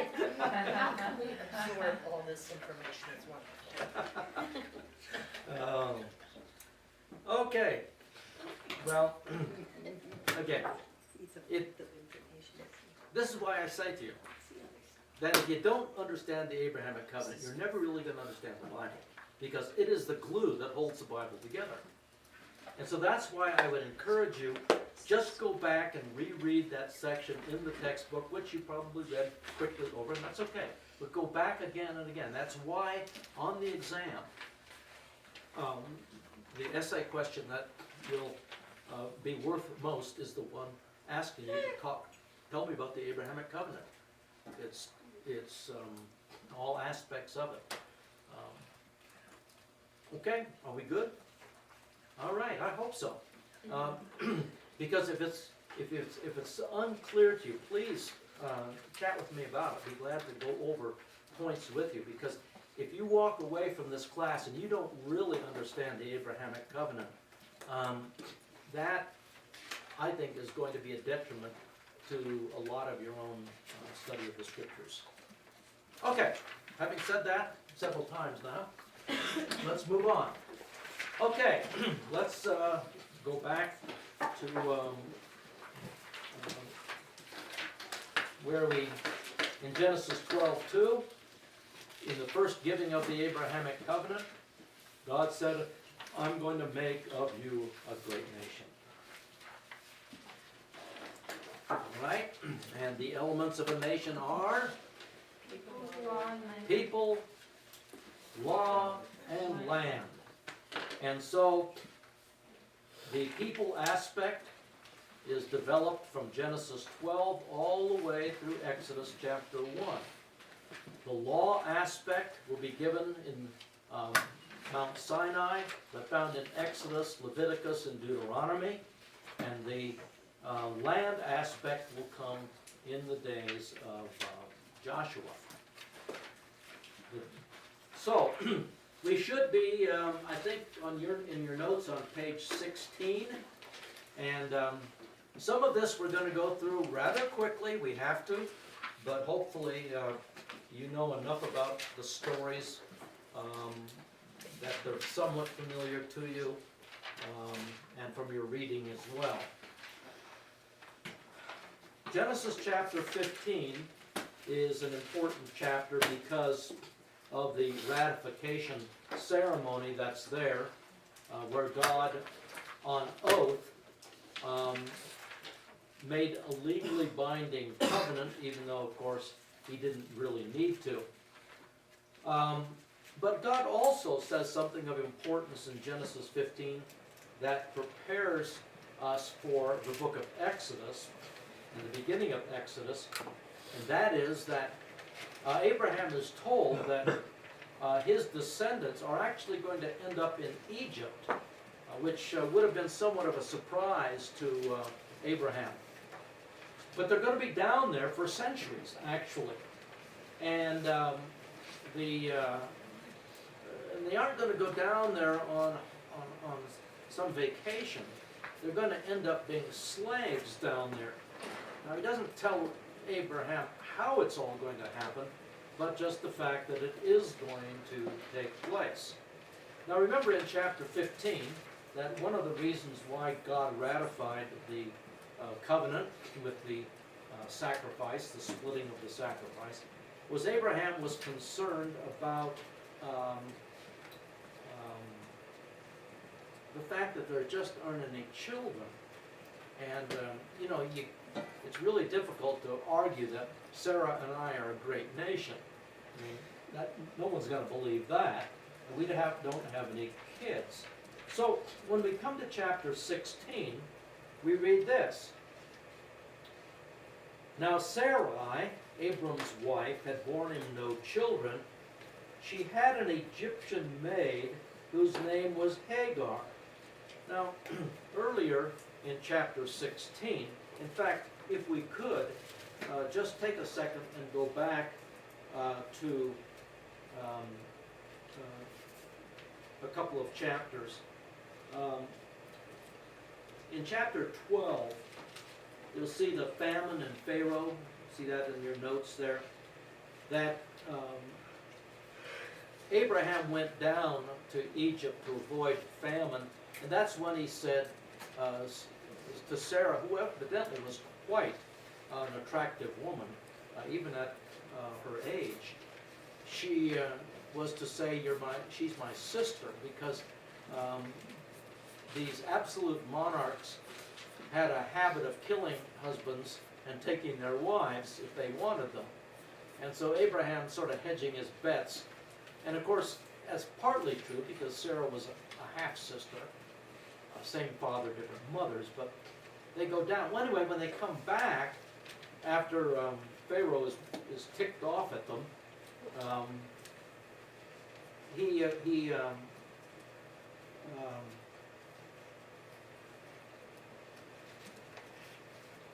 he sends him out of the land. Verse 16, therefore, this is when he didn't know that Sarah was actually his wife, so he's kind of rewarding Abraham for letting his sister join his harem. Therefore he treated Abram well for her sake and gave him sheep and oxen and donkeys, male and female servants. So you want to know where Hagar came from? Came from this lapse in Abraham's faith when he went down to Egypt. Hagar is apparently one of these. And then in chapter 13, you have Abraham and Lot separating. Lot ends up down in the cities of the plain. Most notorious cities were Sodom and Gomorrah, and that will be talked about later. In chapter 14, simply to point out that Abraham was a very, very wealthy man, incredibly wealthy. He will go to war against some kinglets from the east. And notice Genesis 14:14. And when Abram heard that his relative had been taken captive, that's Lot, had been captured by these kings from Mesopotamia. Note this, he led out his trained men born in his house, 318. Now, did you hear that? He had 318 men capable of going to war amongst his servants. Normally, that's about 1/4 of your total population. This means that Abraham probably had somewhere between 1,000 and 1,200 servants. So when you see pictures of Abraham and Sarah out in the middle of nowhere with 2 tents set up or something, no. I mean, he's a small city on the move every time they go. This man is incredibly wealthy. So this brings us now to chapter 16, and let me read verse 1 again. Now Sarai, Abram's wife, had borne him no children, and she had an Egyptian maid whose name was Hagar. Okay, we know where Hagar came from. Came from the lapse of Abraham in his unbelief in chapter 12.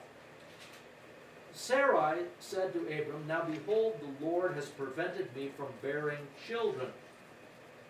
Please go into my maid, perhaps I shall obtain children through her. And Abram listened to the voice of Sarai. Now, they came originally from Ur of the Chaldees, where this was, in fact, a custom which we know about. That is, if the wife was childless, and because of the fact that so much was land inheritance and you needed a male heir, that if the maid, who was nothing but a piece of property, was given to the husband, then any children born to that maid was really credited to the wife's account. And so they've been waiting a long time now. Decades have gone by, and nothing has happened. And Sarai comes up with this idea. And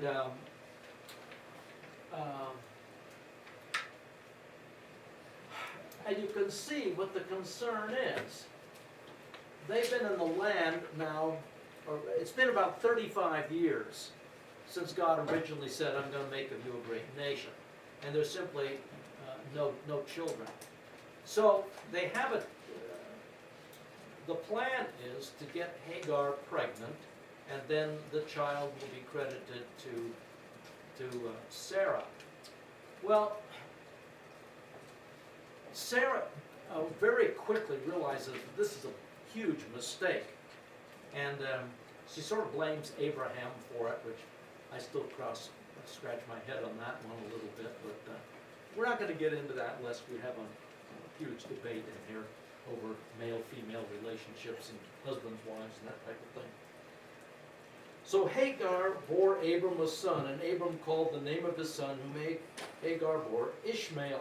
Abraham was 86 years old when Hagar bore Ishmael to him. Now, in everybody's mind, though, Ishmael is the covenant son. Why? Well, because he's Abraham's son. That's why. And so, for a number of years now, about 15 years, everybody assumes that Ishmael is the covenant son. Well,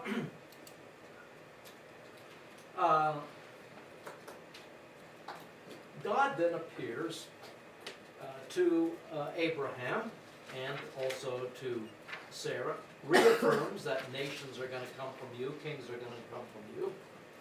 In verse 15, this is of Genesis 17, God said to Abraham, he's now changed their names, Abraham, and as for Sarai, your wife, you shall not call her Sarai, but Sarah shall be her name. I will bless her, and indeed I will give you a son by her. Then I will bless her, and she will become a mother of nations. Kings of people shall come from her. Well, Abraham has a good laugh over this. Sarah has a good laugh over this. And but in verse 18, Abraham said to God, "Oh, that Ishmael might live before you." And what is he saying? He's saying, "Oh Lord, I love my boy Ishmael. I want him to be the covenant son."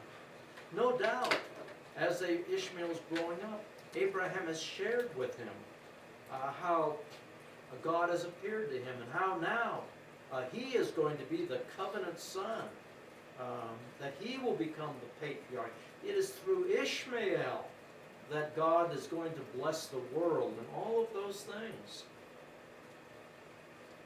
God's response to Abraham is very clear. No. No. But Sarah, your wife, shall bear you a son. You shall call his name Isaac. I will establish my covenant with him for an everlasting covenant for his descendants after him. But he then assures Abraham, look, I'm not going to abandon Ishmael. I will prosper him and so on. But he is not the covenant son.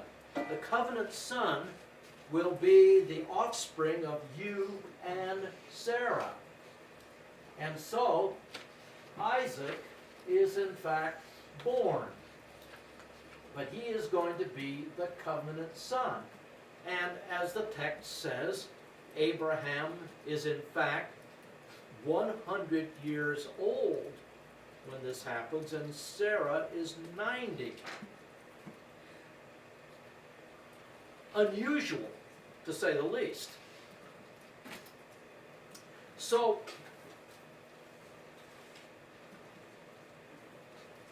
as we move on in the story and in the text, a year after God's announcement, and by the way, Abraham and Sarah both kind of chuckled, but as Romans points out, that Abraham quickly turned from that chuckling and came to realize this is God talking. And he believed God, that in spite of the fact that their bodies were essentially dead as far as being able to reproduce, he believed that God was going to do this. And God blessed them. His name is going to be Isaac because he brings joy to the family. And I can only imagine, can't you, after 40 years since the promise was originally given, the joy that came to Sarah's heart to have this little tiny thing, her own, born. And so, great joy. Isaac begins to grow up. And they give a party for little Isaac because now, you see, he's no longer dependent upon mama's milk. He doesn't need to nurse anymore. He's sort of like a real independent human being now. He eats burgers and fries and stuff like that. And so they they have a celebration. Hooray! Balloons and everything, I'm sure. And at the party, Ishmael, we don't know what he was doing, but he was mocking. He was ridiculing little Isaac. We don't know he's putting sand in his Pampers or what he was doing.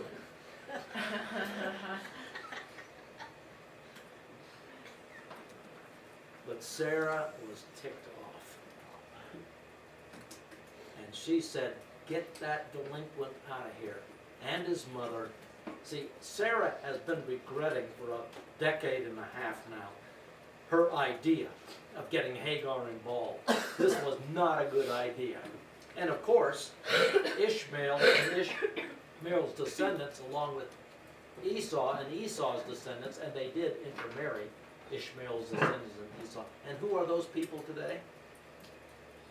The Arab world. Does the Arab world like the descendants of Jacob? Nah, not really. They don't get along. They don't get along with one another, which is exactly what Genesis predicts will be the case. They'll be like wild donkeys kicking at everybody. That sounds familiar. They can't get along with anybody, and particularly they can't get along with the descendants of Jacob. They hate them with a passionate purple hatred. And so that's exactly what will take place now. So, now, I've told my wife this. God says to Abraham, when Sarah says, get out, he says, listen to what Sarah tells you. Now that is not a verse, girls, when you get married, to cover all issues of life. So God is not saying to your future husband, whatever your wife tells you, you do it. It's not what, you can't take the text that way. But in this case, Sarah was right. They needed to be geographically removed so there's no conflict, there is no rivalry as far as the covenant is concerned. It's very clear. So out goes Ishmael. God, in fact, is going to take care of them. That's the idea. Now,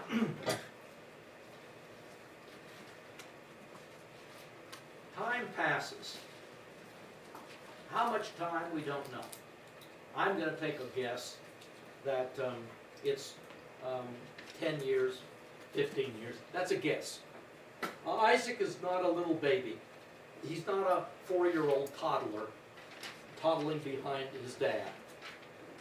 In Genesis 22, it came about after these things that God tested Abraham and said to him, Abraham. And he said, here am I. And he said, take now your son, your only son, which is emphasizing to Abraham, Ishmael, as far as I'm concerned, as far as covenant is concerned, Ishmael's not your son. You only got one, whom you love. In case Abraham has not figured out yet who he's talking about, Isaac. I want you to go to the land of Moriah, offer him there as a burnt offering on one of the mountains, which I will show you. Oh, okay. Abraham is now, let's say Isaac is 12 years old. It means Abraham's 112 years old. There is no question. You don't have Abraham saying, oh man, was that a bad dream? No, it is very clear to Abraham, who has of course spoken with God before. God says to him, I want you to take your son Isaac. I want you to go up to the mountains of Moriah, and I'll give you the exact location when you get there. And I want you to take your sacrificial knife and slice his throat. You will bleed him to death. And after you bleed him to death, you will burn up his body. That's what a burnt offering was. The amazing thing to me is that Abraham packs up and goes immediately. I don't know that he told Sarah. No indication that he did. But he takes Isaac with him and a couple of servants out of the gazillion that he has. And they make their way north from Beersheba up to the mountains of Moriah, several days' journey. And when they get up into that area, Isaac, which shows he's not a little tiny boy that doesn't understand these things, he notes that Abraham has the basics for sacrifice. They had special knives for sacrifices. They would be set apart for sacrifices. In other words, he didn't grab some kitchen knife on the way out the door. He also brought fire with him, probably in a clay pot, so they had coals. They also, because you're out in the desert, you don't know what you're going to run into, so he brings wood along, just in case they don't have a lot of wood where he's going. You're going to have a burnt offering. But Isaac observes all that, and then he makes the observation that there is no animal. There's no sacrificial animal.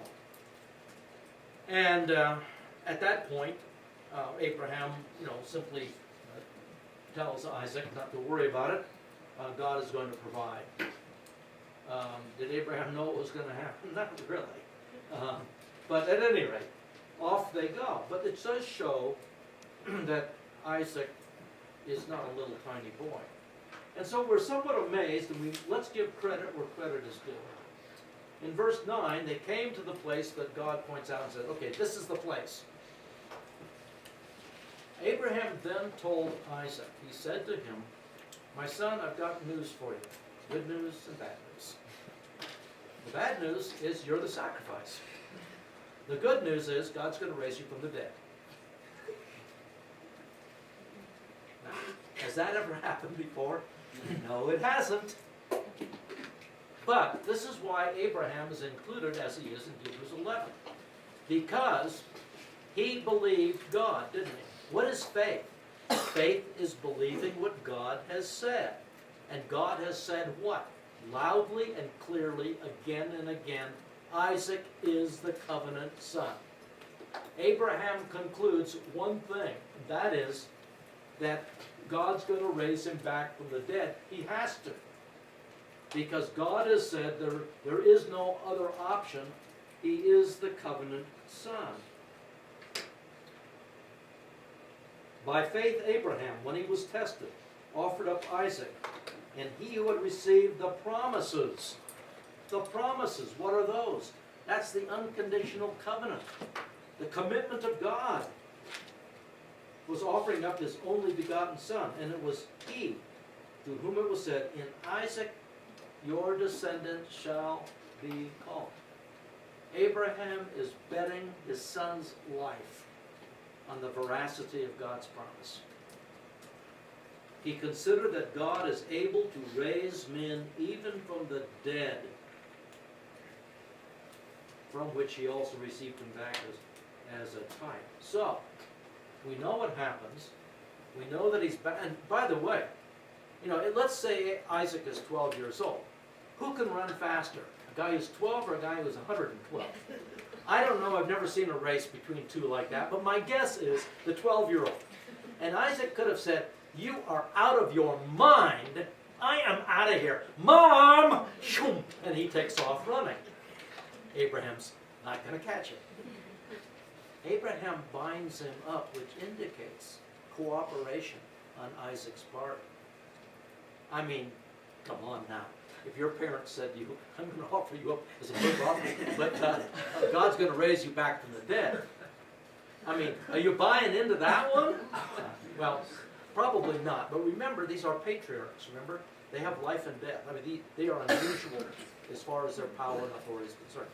So, kudos to Isaac. He understood some things. Well, the test was passed. Remember, he found the goat in there and sacrificed that instead. But then we must not miss what is said in verse 14. And Abraham called the name of that place, the Lord will provide, as it is said to this day, in the mount of the Lord it will be provided. Now, I put down 2 Chronicles, chapter 3, and verse 1, for a reason. Sacrifice of Isaac is on the mountains of Moriah. 3:1. Then Solomon began to build the house of the Lord in Jerusalem on Mount Moriah. The Lord appeared to David and so on. So, let's take a look at something that's very important. This is not a coincidence at all.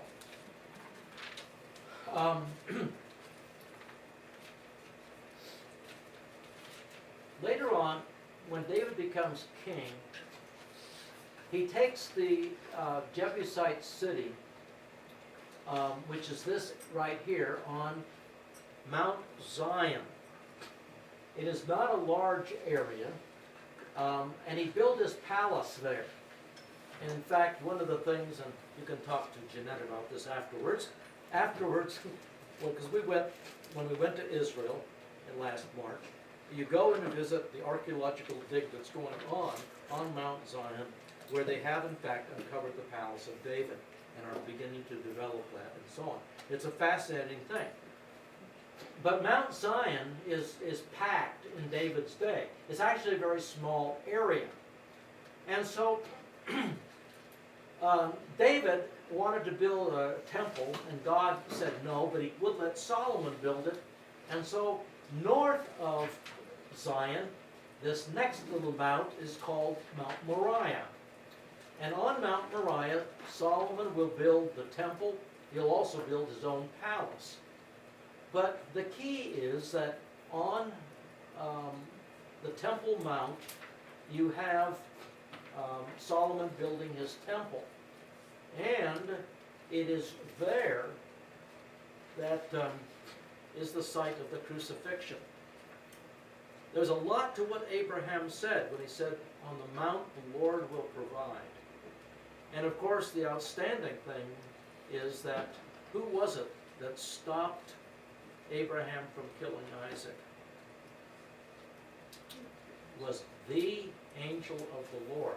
And in the Old Testament, when there's a definite article, not an angel of the Lord, if it's the angel of the Lord, it is an appearance of the pre-incarnate Christ. It is Jesus, if you wish, who stops Abraham from killing his own son, knowing full well that 2,000 years later, the Father will not stop the knife, as it were, from coming upon his own son at the crucifixion. So, this is a huge event, and it's very, very symbolic. Okay, let's take just a real quick break, maybe 5-6 minutes, if you would, please, and we've got to track through rather quickly some of the rest of the stuff.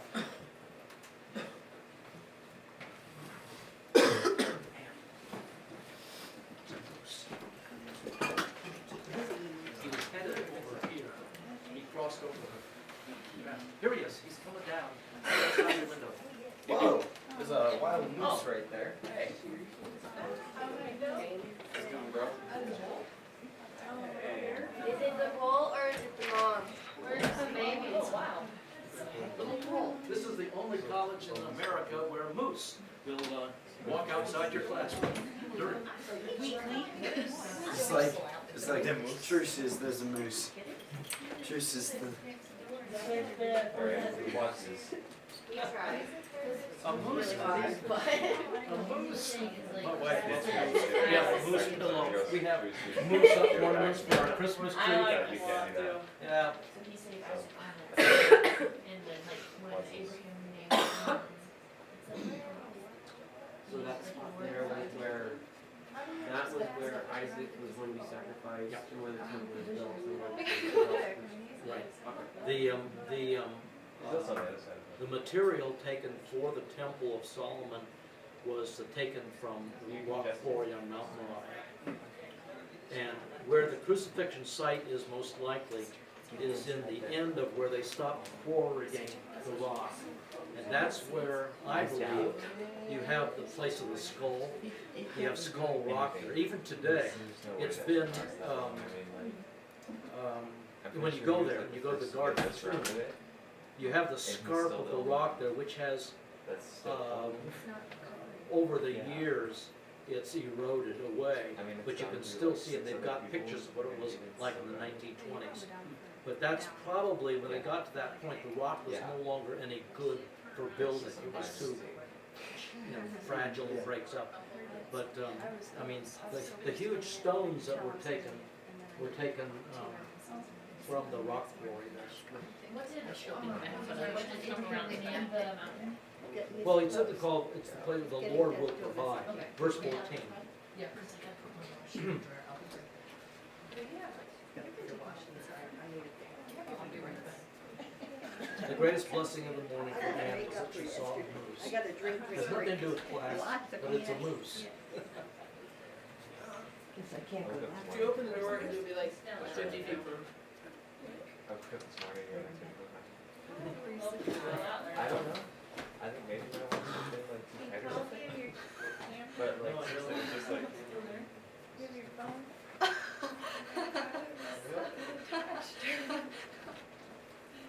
I do this.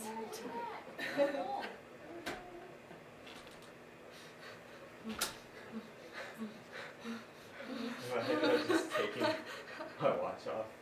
It's such a weird feeling. Like because also my arm was bent and like I took my watch off and they changed it out like straightened out my arm. He's walking So you out could, like, towards the feel all road. of like rushing in. You're like I just do it too, like I was sleeping on my arms, and so then, like, face He'll down, be back. and so then the bent elbow on You just get to see him? Yeah, I couldn't, this morning and then it's was like, there. you Was wake he? up and you need to change position, and like you can't move your arms, so then you know, like Yeah. put it over the bed and let the blood run down, and then wait a couple minutes, and then you can actually move. yeah. Yep. It's funny if it's like just a little bit, like where it's tingling, like it's invisible to straighten your arm. It just gets worse, but then it's like you just can't feel it and you straighten it. It's like, oh, that feels good. Yeah. My moose call is on point.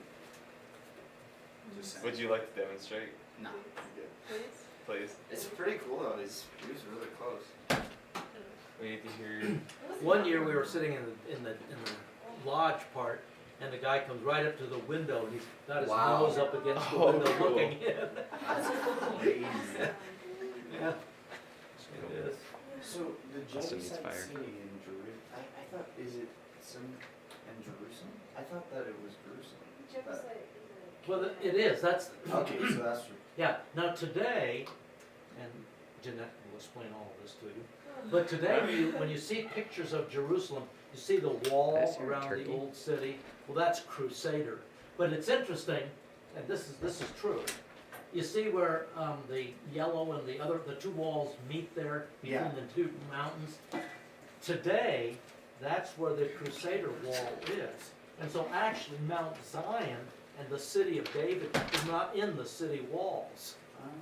But what happened was that when the Crusaders and the Muslims built that wall, I forget who, but they built it and they were wrong. They forgot they were built it too far north, and the architect was put to death for it. No way. No, he was. Wow.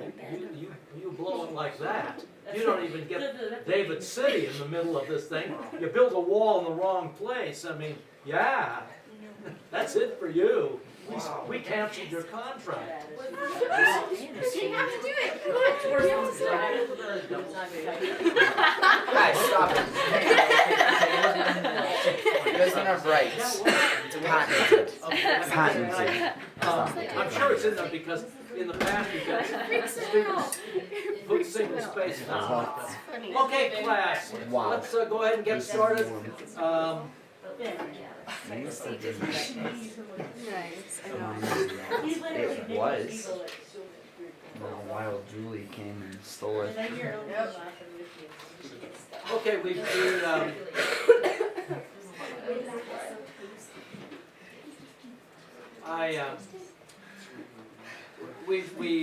it's always hard in this course to get going because we have so much stuff we have to talk about by way of getting the borders set on it, but now we're gonna have to pick up the pace just a little bit, and I'm hoping that many of the stories are somewhat familiar to you, and if not, we can maybe clarify after class. So this is a big deal, is it not? God now can bless Abraham even in a greater way, which, by the way, is one of the purposes, as I understand it, for trials that come into our lives. God's not being mean to us. It's that He wants to be able to have us pass the test so He can legitimately bless us in greater and greater ways. Now, in your notes, we have this on the final days of Abraham, and Sarah died at age 127, which means, of course, she saw the first 2 decades plus of Isaac's life. And Abraham has no land that he actually owns, and so he buys the cave of Machpelah and the surrounding field, which is today in modern-day Hebron. When we went to Israel in the early days, like in the 70s, we were able to go to Hebron and see the cave of Machpelah. It's a shrine there which both the Arabs and the Jews honor, because Abraham is seen as the father of all of them. But it's too dangerous now to go there, so we don't. But that was one piece of property, and the only piece of property that Abraham bought. A little over a decade after that, as Isaac is now in his late 30s, and Abraham is concerned that these girls that live in the land, Hittite girls and Hivite girls, they are just not good for his son, Isaac. And so he sends his servant, the main man, Eleazar, back to find a bride. He didn't send Isaac back because he was just concerned something could happen to him. So he sends a servant back, and one of the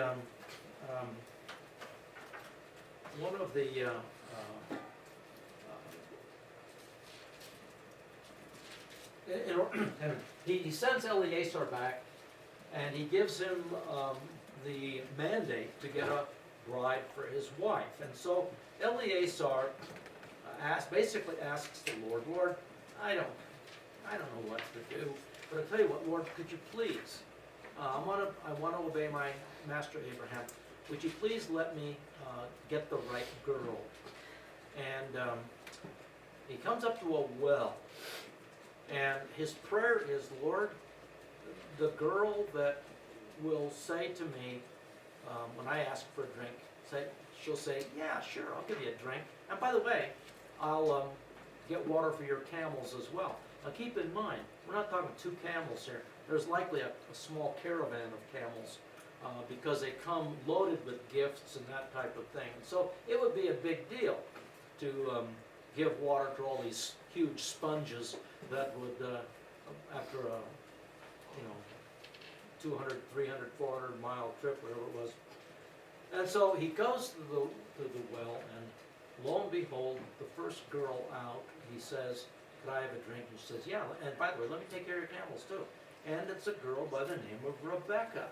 Lo and behold, it turns out that Rebecca is actually a relative, the very thing that Abraham wanted. And so, after some negotiations and also asking Rebecca if she was willing, she said, yeah, I will. I'll go back to Canaan, and I will marry Isaac. He is someone from the family tree, so that's what we will do. So, God answers the prayer. By the way, it's interesting, and we'll see this time and again, that wells of water are places where guys find their wives. Men, you want to write this principle down and locate the nearest drinking fountain and just hang out there and see who shows up. Who knows? You may have a wife that comes up shortly. At any rate, here's one of them. Moses will find his wife by a well of water, as will others. Anyway, so Abraham is in Beersheba. Eleazar is going to go up to Haran, And so he goes up there, which is no small trip, and this is where he finds Rebecca, and Rebecca agrees to it. And so Rebecca comes back, and she comes back and will marry Isaac, and they're about 40 years old. So the story now shifts, and the focus is on Isaac. But as you can see in your notes, we don't have a whole lot of information about Isaac, and it's an interesting thing that though Isaac ends up living longer than any of the patriarchs, Abraham, Isaac, Jacob, or Joseph, he lives to be 180 years old, and yet we know the least about him. His story is told in connection with his father Abraham, and his story is told in connection with his son Jacob.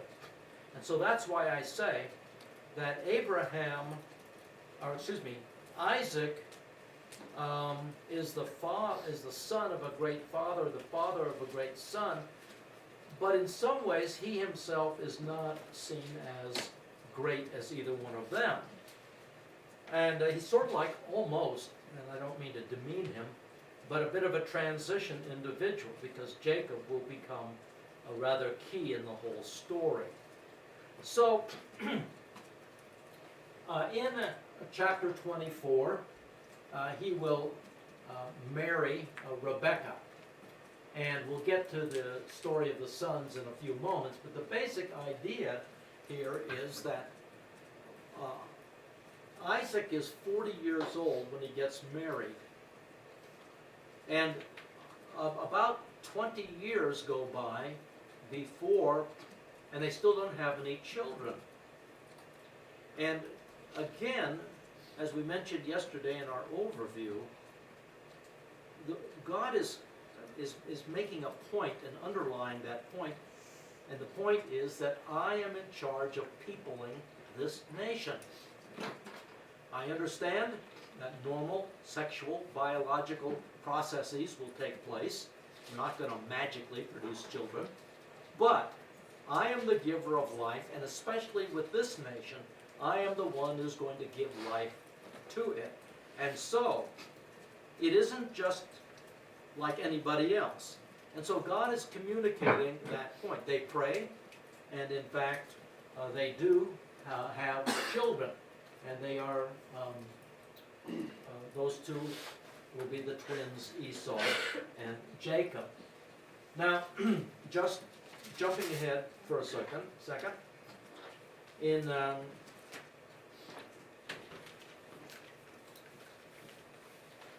chapter 26 and verse 24,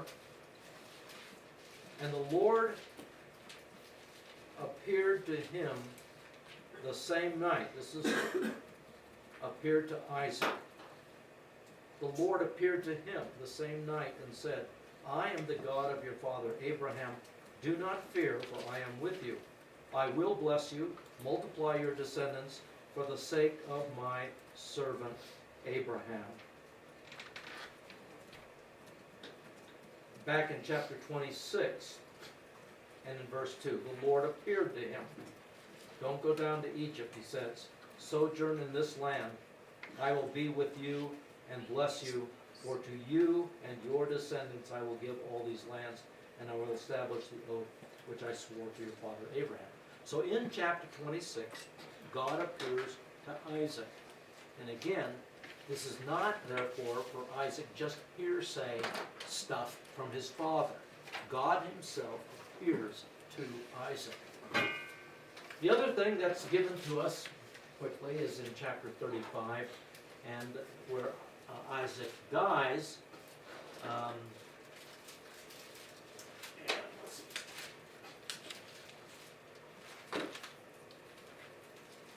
And verse 28. Now the days of Isaac were 180 years.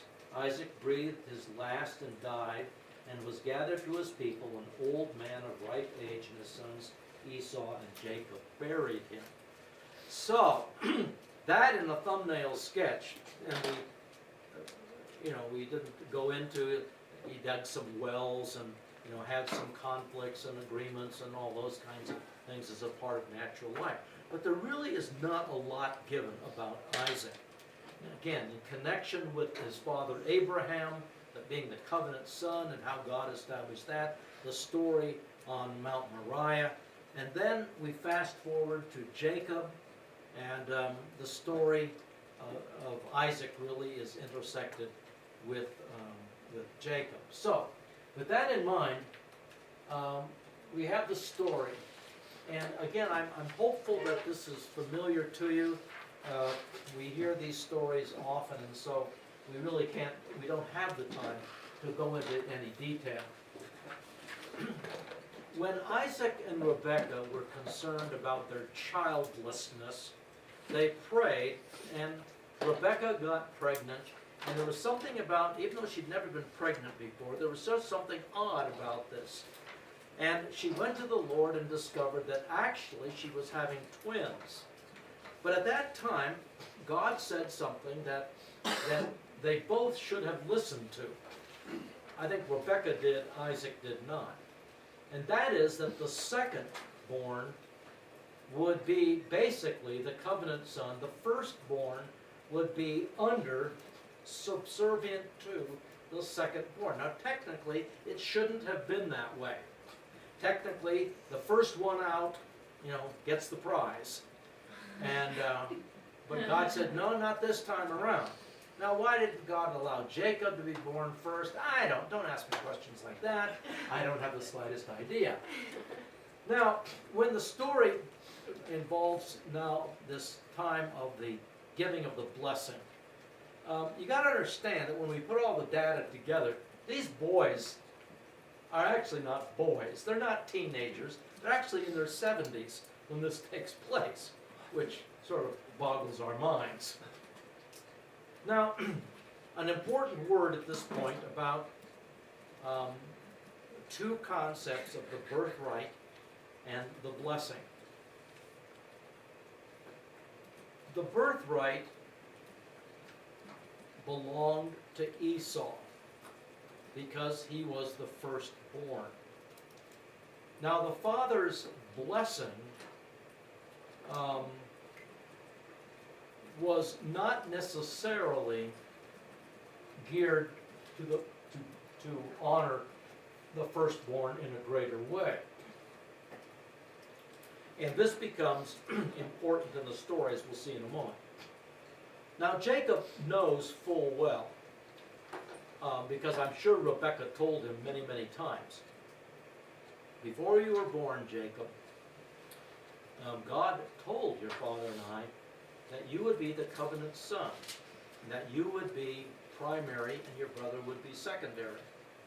Well, when they were born, that Esau, which means red, Edom means red, Esau becomes Edom, the Edomites later on. He came forth very different. He was like a little rug coming out, little fuzzy shag rug, all red, and easily to cuddle, I'm sure, because he was fuzzy, a fuzzy little guy. And so, anyway, Jacob comes out, and he's not at all like that. And over the course of time, because people have different interests and so on, Esau became a real man's man. He had his Cabela's card, so he would go down and buy hunting equipment, and he would go out into the fields and kill game, and he'd bring them back in and barbecue them for Dad, and put some sweet Baby Ray's barbecue sauce on it, and I tell you, Isaac just loved his boy Esau, a man's man. I tell you, my boy Red, he's quite a guy. For whatever reasons, Jacob was loved by Rebekah, and probably Jacob actually had his own 3x5 cards of recipes that he would. Anyway, Mom loved Jacob, and apparently they weren't shy about it. And so, in order to understand what happens, we need to understand the birthright and the blessing.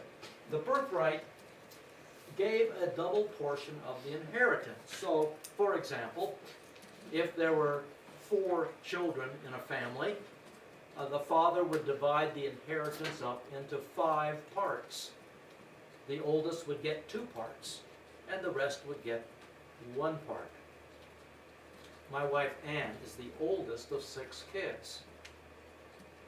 And I talked to her dad about this.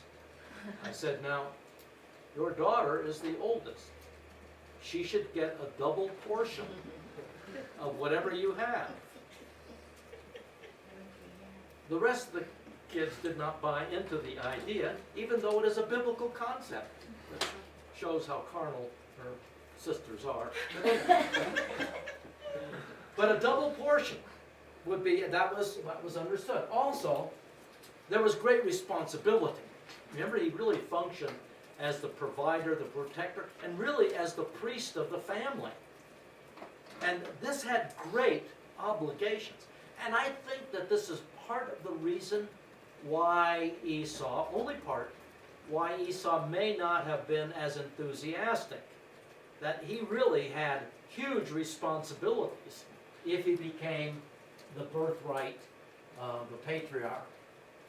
And he, of course, did have an honor over the rest of them. Now, you know the story of how Esau comes in from the field one day, and he is absolutely famished. He hasn't had a good day or days out in the field, and Jacob is at home stirring up a pot of really good stuff. And so Esau comes in and says to Jacob, could I have some of that bowl of the stuff there? I'm going to die. I'm just going to die. I'm totally famished, dude. Could I please have some of your soup? And Jacob says, you can not only have a bowl, my man, you can have the whole pot plus this new loaf of bread under one condition, and that is, you give me the birthright. And you think, how stupid is Esau? Well, Hebrews, by the way, uses him at the end of the book of Hebrews as the great example of how do you spell stupid? You spell it E-S-A-U. That's how you spell stupid. Because Esau sacrificed his future for the present. And the admonition of the book of Hebrews is that we don't behave that way. We don't sacrifice the future that we have with Christ in his kingdom and the great rewards and honors that could be by living for ourselves in the present. To do that is so Esau. But what is he thinking? But he does this, doesn't he? Now, by the way, we do have a literature from the ancient Near East where people would do this. They would sell their birthright. This is not unheard of. But usually it was for something more. Like a guy might say, I think they have a record of a guy trading for his birthright for an orchard. What? I don't know, that might make sense, I don't know. But the point is that it was done. My guess is that Jacob has tried this more than once, and Esau is really weak at this point. Well, why would he do it, especially in light of the first thing, of the double portion? Well, because of the blessing. The blessing was the last will of the Father. And the blessing was, as number 3 says, and this is, I think, what's behind it. The blessing was greater than the birthright. In other words, the father, at his discretion, could basically do what he wanted in his last will and testament with his property.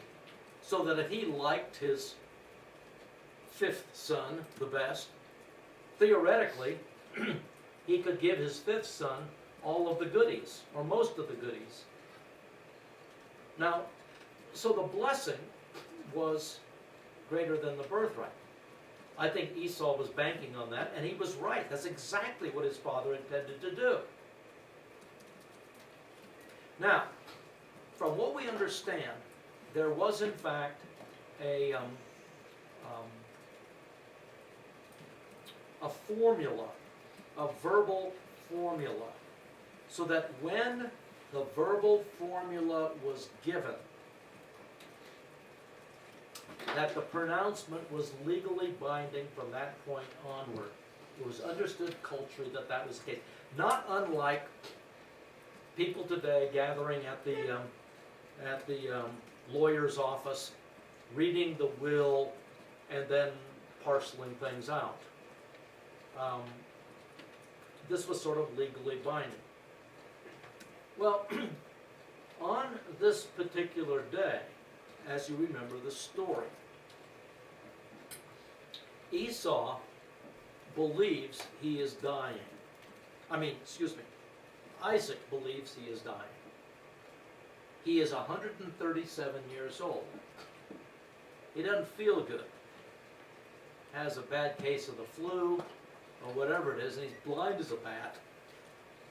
And, life is just tough. He's 137. How old is he when he dies? 180. He's actually got 43 more years to live. But it doesn't look good for him right now. And why?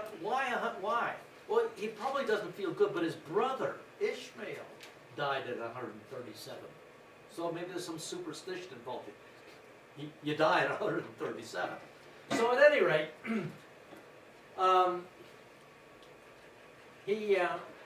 before we read the will, Esau, my son, come on in here, Red. I'm not feeling real good these days, and I think we're going to do the last will and testament now. But before I do, you know how I love that barbecue and put that sweet baby Ray's sauce on it. And you go do that, and then on a full tummy, I will give you the blessing. Well, Rebecca, of course, is listening at the keyhole on this one of the tent, and she says, quick, we have to move fast. And so they go out, they get an animal, they slaughter it, put it on the Barbie, and put the sweet baby Ray's on it. And Jacob comes in, and remember now, he's put on Esau's clothes, because Esau smells like an old tennis shoe. And so he's rather distinctive. And so you put on some of Esau's clothes, as though Isaac is blind, his nose still works. And so, it's my boy Red, here he comes. You can smell Red from 30 feet away. And he comes in, and you know how they put a hairy, the goat skin on, so he has his hairy hands and neck. And so, they go through the whole thing. Sounds like my boy Jake. It doesn't sound like Esau. Nah, I'm Esau. Got a bad cold. Or whatever. Isaac buys into it. You know what happens. He eats the food, and on a full tummy. And by the way, Isaac knew better. He knew better than to do this, because God had told him and Rebekah who the primary one would be, who the covenant son would be. So he goes in and he says, whatever the formula is, and he says, bless, bless, bless this one, Lord. Bless, bless, bless, bless, bless, bless, bless this one. Okay, that's it. And at that point, here comes Esau with his plate of barbecue. Isaac, he comes in the front door of the tent. Jacob's beating a retreat out the back door. Isaac receives him. Esau says, here I am, Dad. I have your food. Isaac turns a deathly pale. He says, I just gave away the family fortune. They both know immediately who it is, that it was Jacob. And Esau cries out, oh, Father, don't you have something for me? And Isaac says basically, yeah, I do. What I was going to give to Jacob, you get it. Whatever it was. And Esau is madder than a wet hen. He is really upset. And so, Esau has a plan. Everybody's convinced Isaac is going to die. He said so. He says, I'm feeling lousy. I'm 137. I'm not going to last much longer. And so Esau, down at Obed-Edom's bar and grill, as he's bellowing up to the bar with the boys, he makes it very clear. I want everybody to know we're having 2 funerals coming up in my family. Dear old Dad's going to die, and when we plant him, going to plant Jacob right next to him. Well, he's pretty vocal about this. Rebecca gets word, and lo and behold, she says, son, Red is really upset. Get out of town and get out now. And so he throws a few things in his backpack and away he goes. Where's he going? Go to my brother Laban's house in Padan Aram. And your brother, we've seen him in action before. He's got a terrible temper, but he does cool off eventually. When he cools off, I'll send for you. We'll bring you back, and you know, maybe at Christmas or Thanksgiving, we'll have a family. We'll all be a family again, as if they were not dysfunctional to begin with. At any rate. All right, then we go to Jacob. Jacob becomes very important now because of the fact that he's become the building blocks. Well, he's going to spend the next 20 years in Padan Aram, Haran, with Uncle Laban. By the way, Rebekah, because of her scheming and so on, when she kissed her beloved Jacob goodbye, she will never see him again, because she will die before Jacob comes back again. That's part of the consequences, the unintended consequences of manipulating things and doing them your own way. I mean, I don't know why she thought that God couldn't handle the situation, but no, she had to step in and do it. So off he goes. When he comes back 20 years later, he will have 4 wives, 11 sons. The 12th son, Benjamin, would be born in the land itself. Well, in chapter 28, Jacob is fleeing, and at Bethel, God meets him and personally revisits the covenant with Jacob. And in chapter 28, verse 12, he has this dream, and the Lord stood above the ladder and said, I am the Lord, the God of your father Abraham, the God of Isaac. The land which on you lie I will give to you and to your descendants. Your descendants will be like the dust of the ground. In other words, we are revisiting the covenant personally to Jacob. And again, let me emphasize how important this is in the story. Because, again, this is not simply hearsay, and particularly in his case, because apparently Isaac has garbled the whole thing up, thinking that he's going to hand it off to Esau. But God says, Jacob, you're the covenant son, I will bless you, and so on.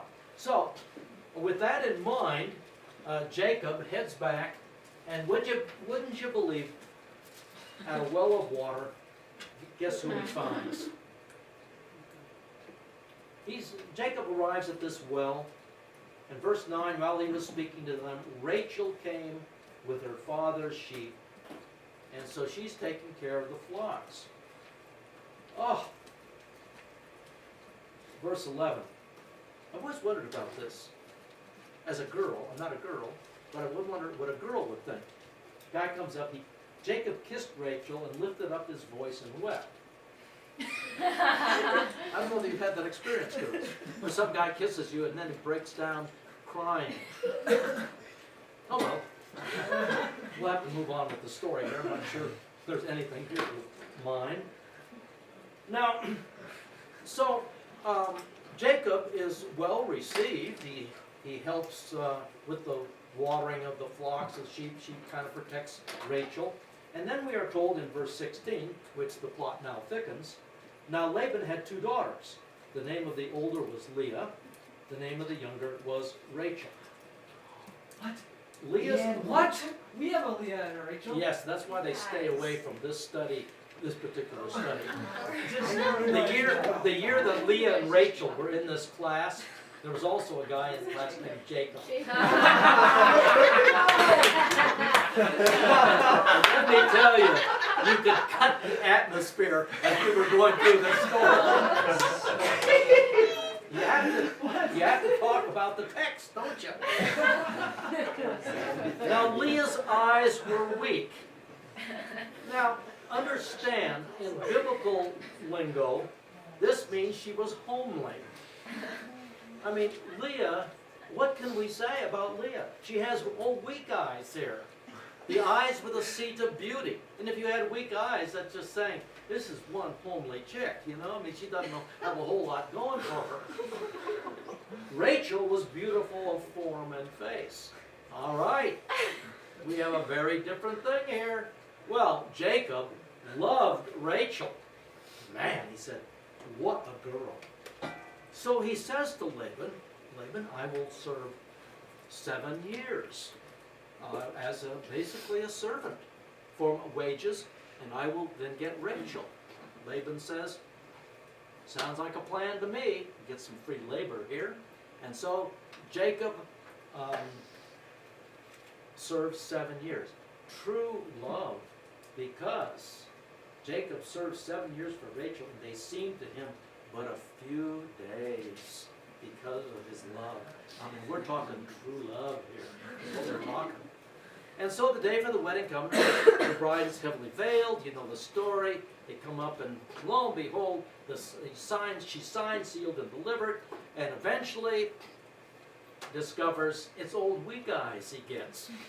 Leah is married to him. This is not the plan. Leah's a nice girl, but she's not Rachel. Jacob is very upset. And so basically Laban says, oh, you know, my bad. Didn't I tell you, it is our custom that it's almost an unwritten law here. You don't marry off the younger before the older. We just can't do it. I didn't tell you that. Ah, so sorry. Oh well, you got Leah. And so Jacob says, I want Rachel. So Laban says, tell you what I'm going to do.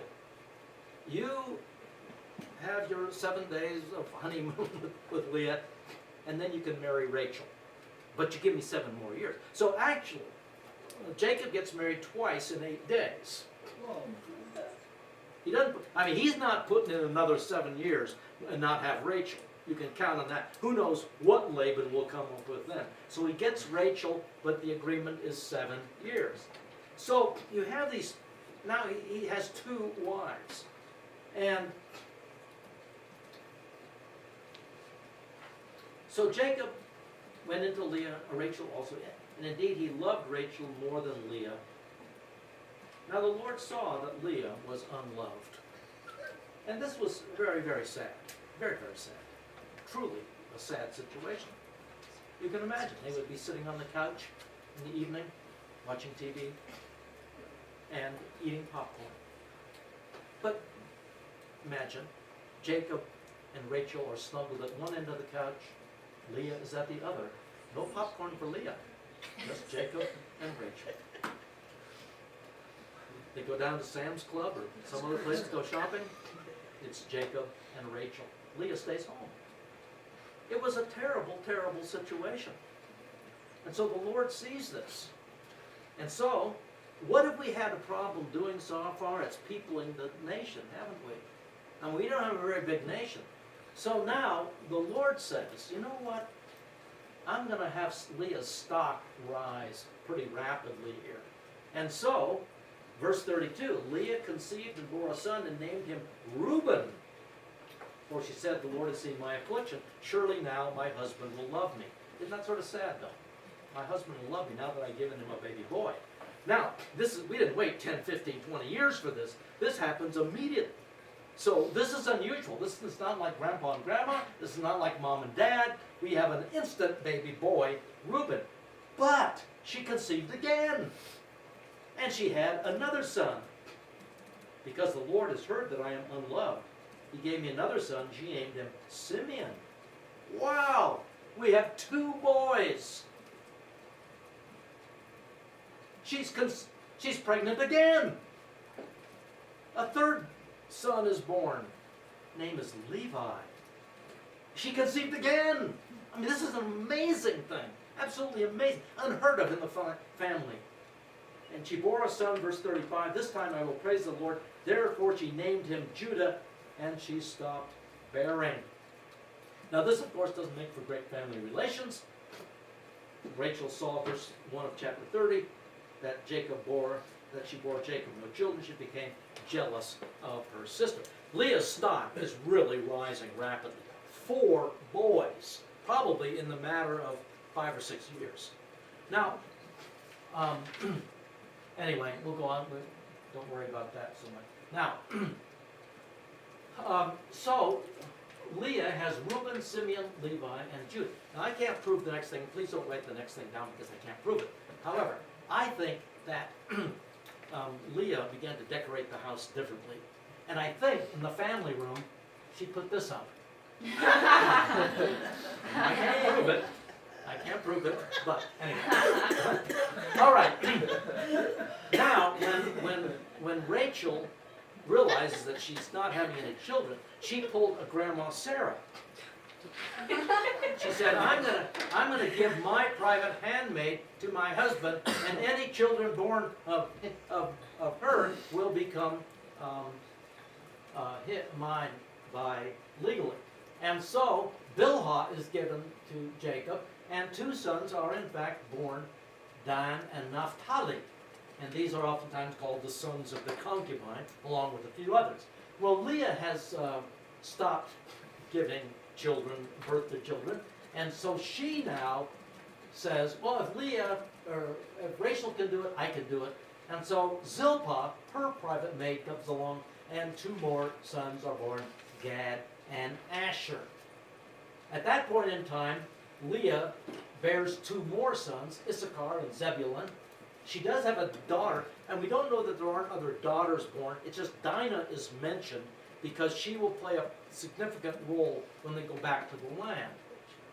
Finally, after a long and tedious period of time, Rachel actually conceives, and Joseph is born. And Joseph is the firstborn of the loved wife. The birthright eventually is going to be given to Joseph. Now, normally it would be Simeon, but Simeon committed a sexual sin, and the birthright was stripped from him, and it was given to Joseph. And we'll talk about that just in a little bit. Rachel will have, in fact, as long as it's up on the screen, let me give you the statement in 1 Chronicles. 1 Chronicles chapter 5.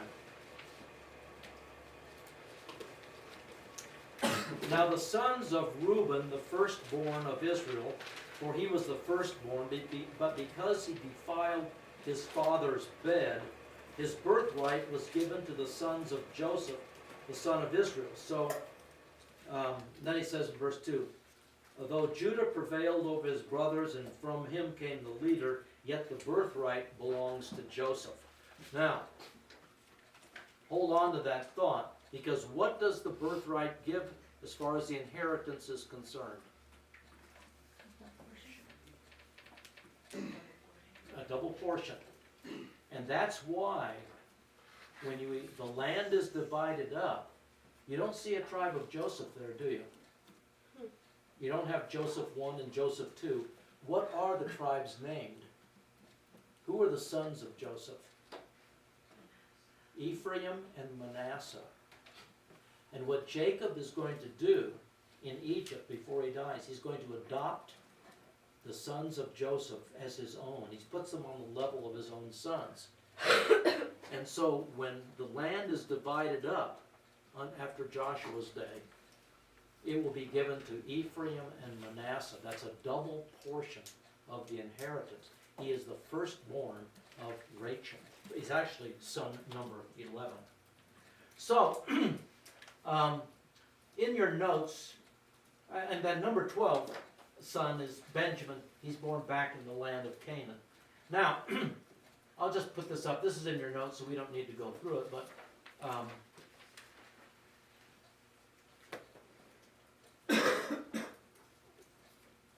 Abraham had children by Sarah, Hagar, and Keturah. Ishmael, of course, was born to Hagar, and Keturah had sons listed in Genesis 25, and you can see some of the people groups that are found in the Old Testament are found in Genesis 25. But the covenant line is through Isaac and Jacob, and then now through the 12 sons.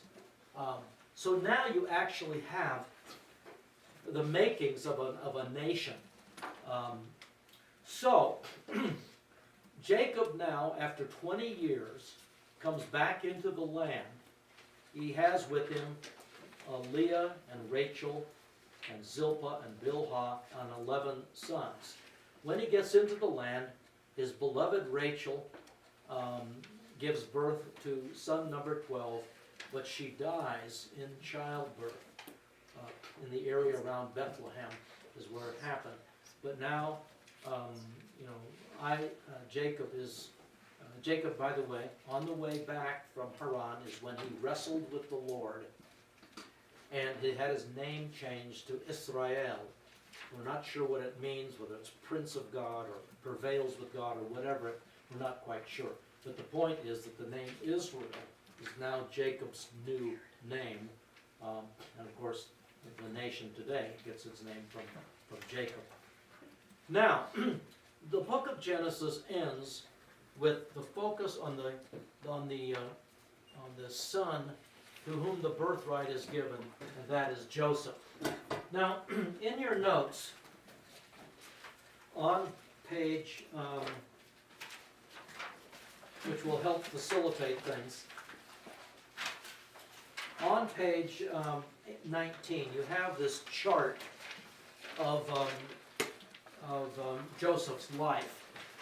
Now, Joseph was his father's favorite, and you would figure that Jacob would have learned from his own childhood that playing favorites so obviously amongst the children doesn't work real well. But he apparently is not at all shy about indicating that number one son from his favorite wife, Rachel, is his favorite. And we all know the story of this festive robe that he makes.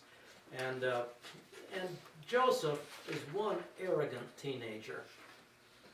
I mean, he tells his brothers about his dreams, and his dreams all make him look good and them subservient to him. That doesn't set well with him. And he is sort of like Dad's spy to go check on his brothers to make sure they're behaving themselves. And the one time he goes out to find them, and they're really quite far away. They're up in central Palestine, or central Canaan, I should say, probably about 50, 60 miles from home. He eventually finds them. And remember what he's wearing? He's wearing his festive robe. I mean, it's like in your face. It's like wearing a sweatshirt that says, "I'm number one." And he parades around in this thing. And he is not shy about letting his brothers know, "I'm the man, aren't I?" His brothers see him coming, and they say, "Let's get rid of him. I mean, enough is enough."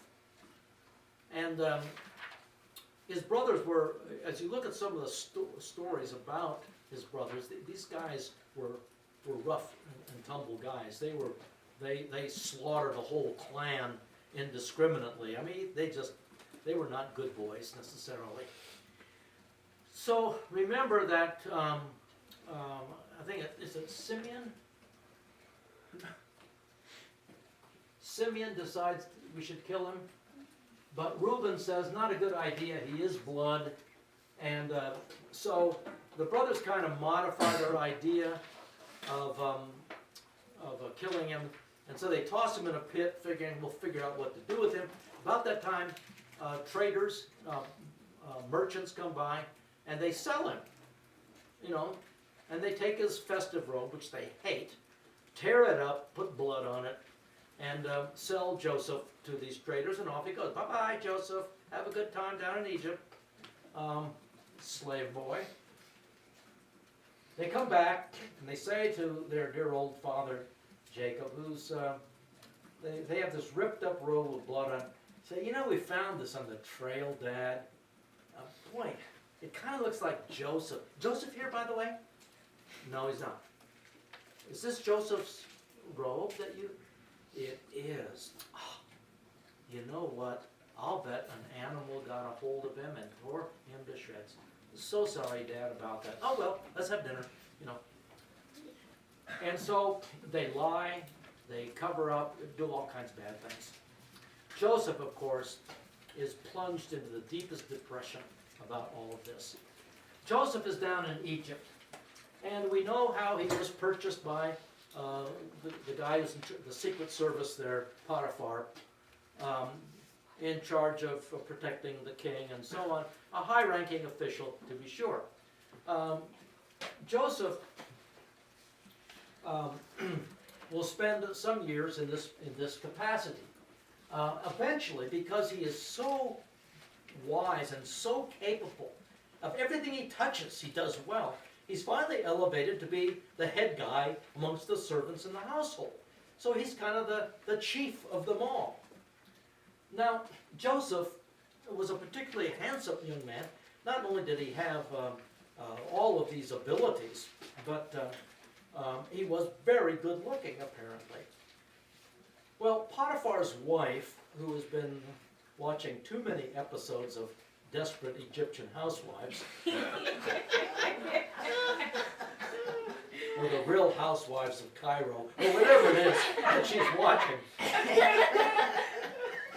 she gets the idea that a little liaison with Joseph might be cool. Husband's not home, he's off doing business, and Joseph says no, and it happens more than once.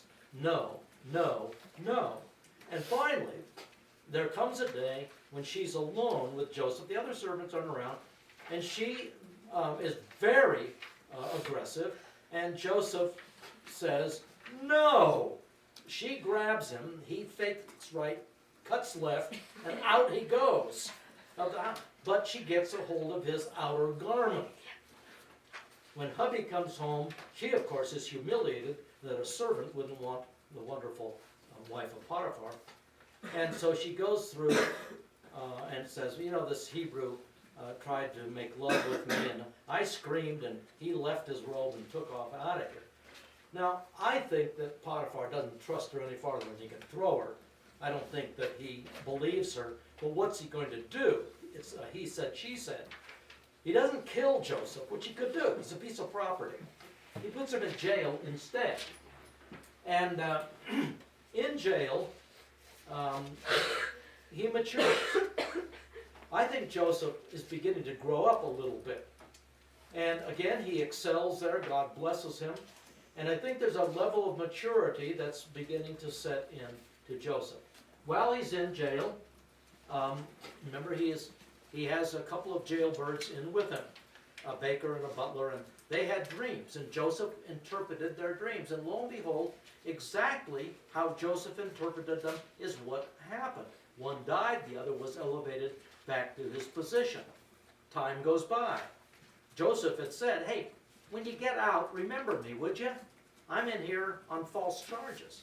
The guy completely forgets about it until Pharaoh has a dream of, 7 big fat cows coming out of the Nile River, followed by 7 skinny cows coming out of the Nile River. Skinny cows eat the fat cows and they stay skinny.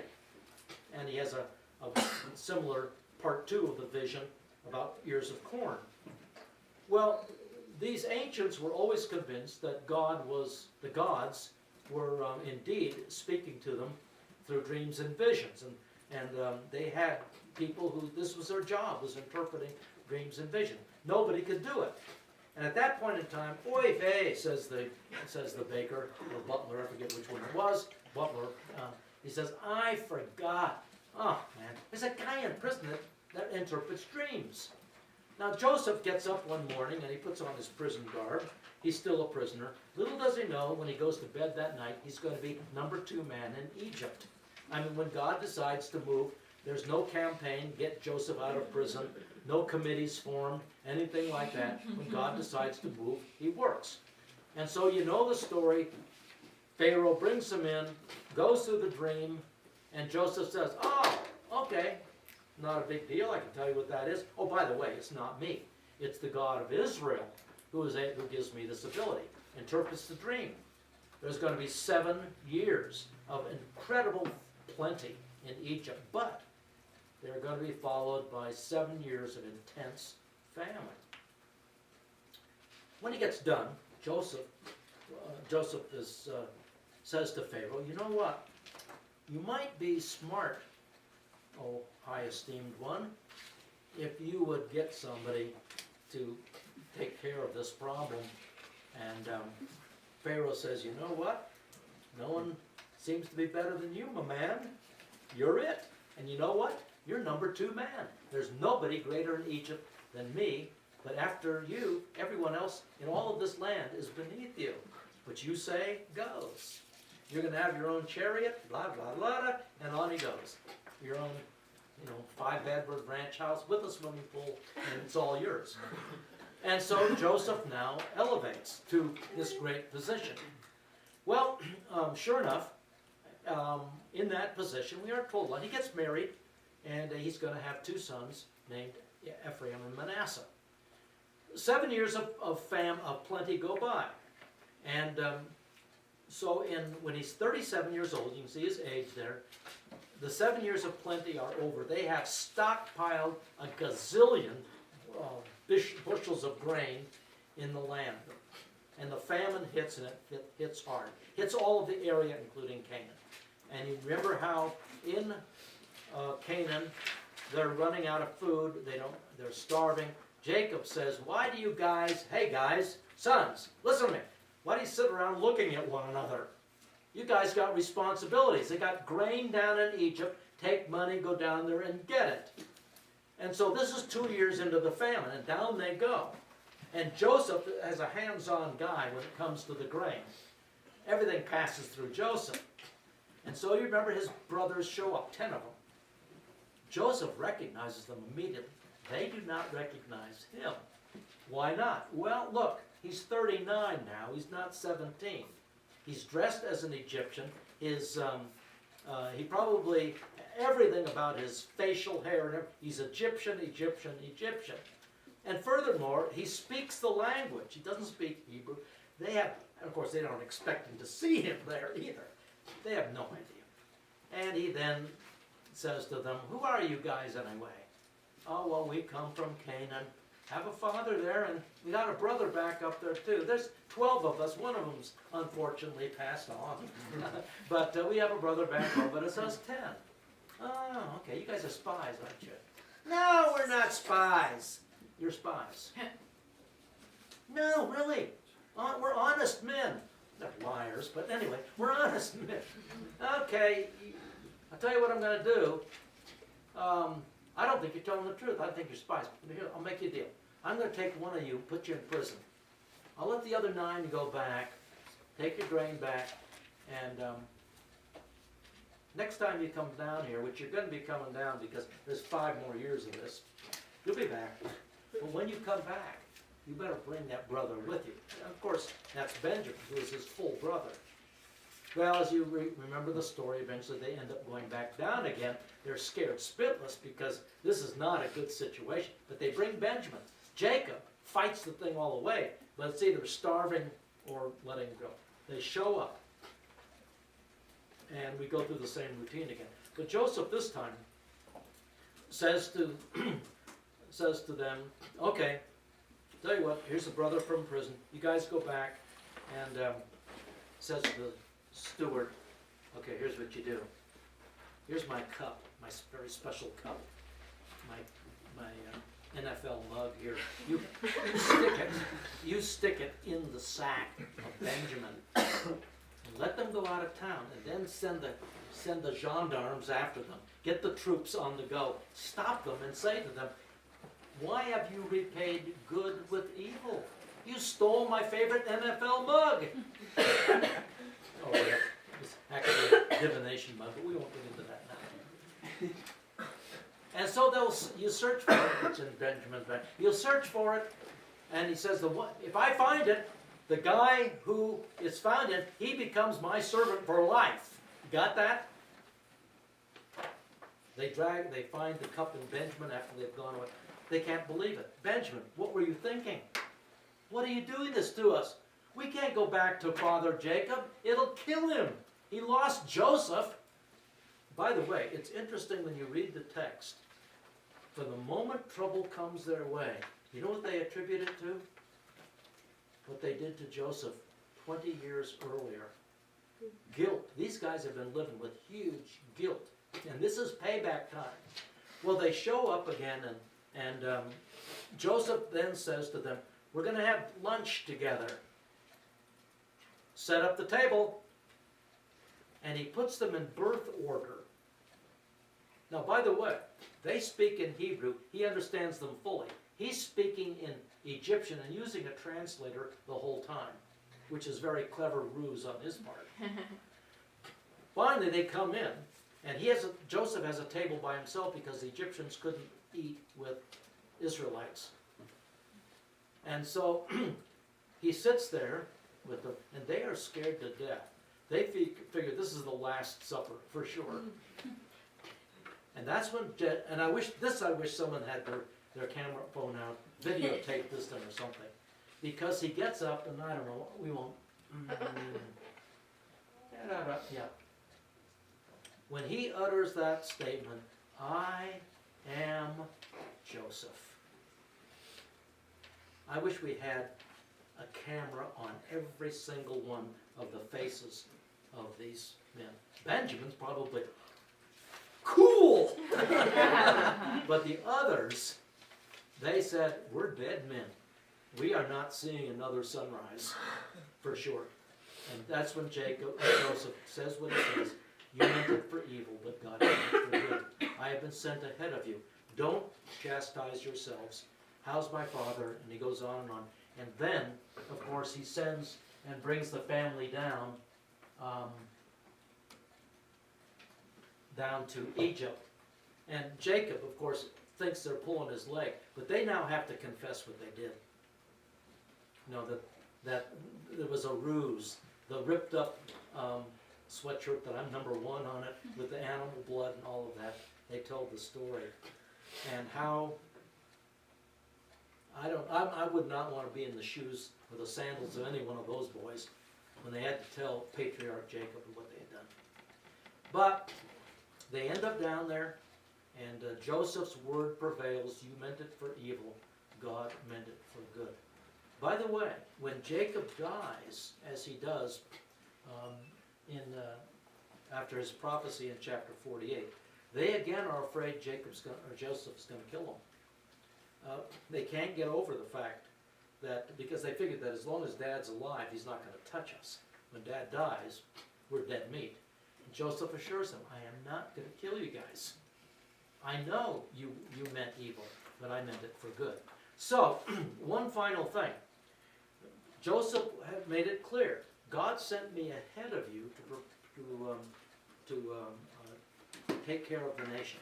And so in your notes, I think we have that written. Yeah, on the bottom there, that Egypt now becomes an incubator for the baby nation of Israel. It's a very small nation, about 75 people. And God is going to use Egypt to protect Israel in 3 ways. Number 1, He is going to protect them physically. The Egyptian army will keep anybody from destroying Israel. They are in the protective custody. They are well inside the nation of Egypt in the land of Goshen, in the Nile Delta region. Now, keep in mind, you have a nation of 70 people. You're living in Hebron, Beersheba area. How long would it take to destroy that nation? Probably between lunch and afternoon coffee break. You could wipe them out very quickly, and there were a lot of little kinglets and sheiks and wannabes running around loose in Canaan, and they are not nice people there. And so the chances of something happening, humanly speaking, were quite good. So God brought them down and allowed the Egyptian army to protect his people from all those nasty Canaanites. Secondly, being in Egypt protected them racially. The Canaanites wanted to intermarry with the Israelites. The Egyptians would not. And the reason why is that the Israelites were shepherds. And the Egyptians viewed shepherds as inferior. It's really very much a caste system. Now, it doesn't mean that no Israelite or Egyptian ever intermarried, but it was really, really discouraged. Because these are inferior people. They're shepherds. You don't marry a shepherd. They're not in our class.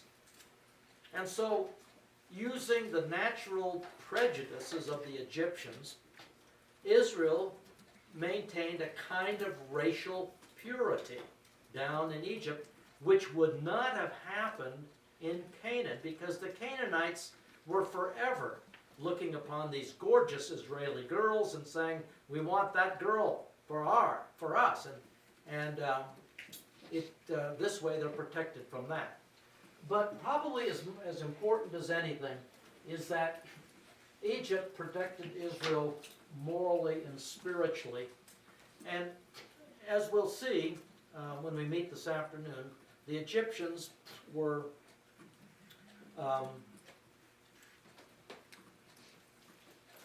polytheistic. They had a god they had thousands of gods everywhere. They had some main ones. But they weren't like the Canaanites. The Canaanites were a triple X-rated society. The Baal deities, as we'll see when we get into Leviticus, those were fertility religions, and they were very corrupt. And Israel easily could get sucked into these pagan fertility religions, and they almost did in the Baal of Peor incident when they were coming out of headed for the Promised Land. So, to protect them from the moral impurity of the Canaanites, God put them down in Egypt, where the Egyptians weren't exactly holy and righteous, but they were of a different breed than the Canaanites. The Canaanites were simply as bad as they could possibly get, which is why God eventually is going to say, the only good Canaanite is a dead Canaanite. Kill them when they enter the land.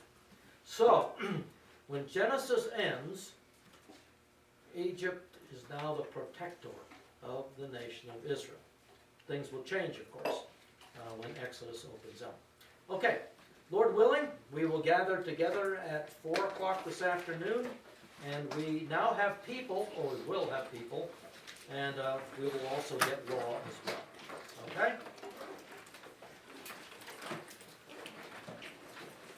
We always have to fly through Joseph. I always feel badly.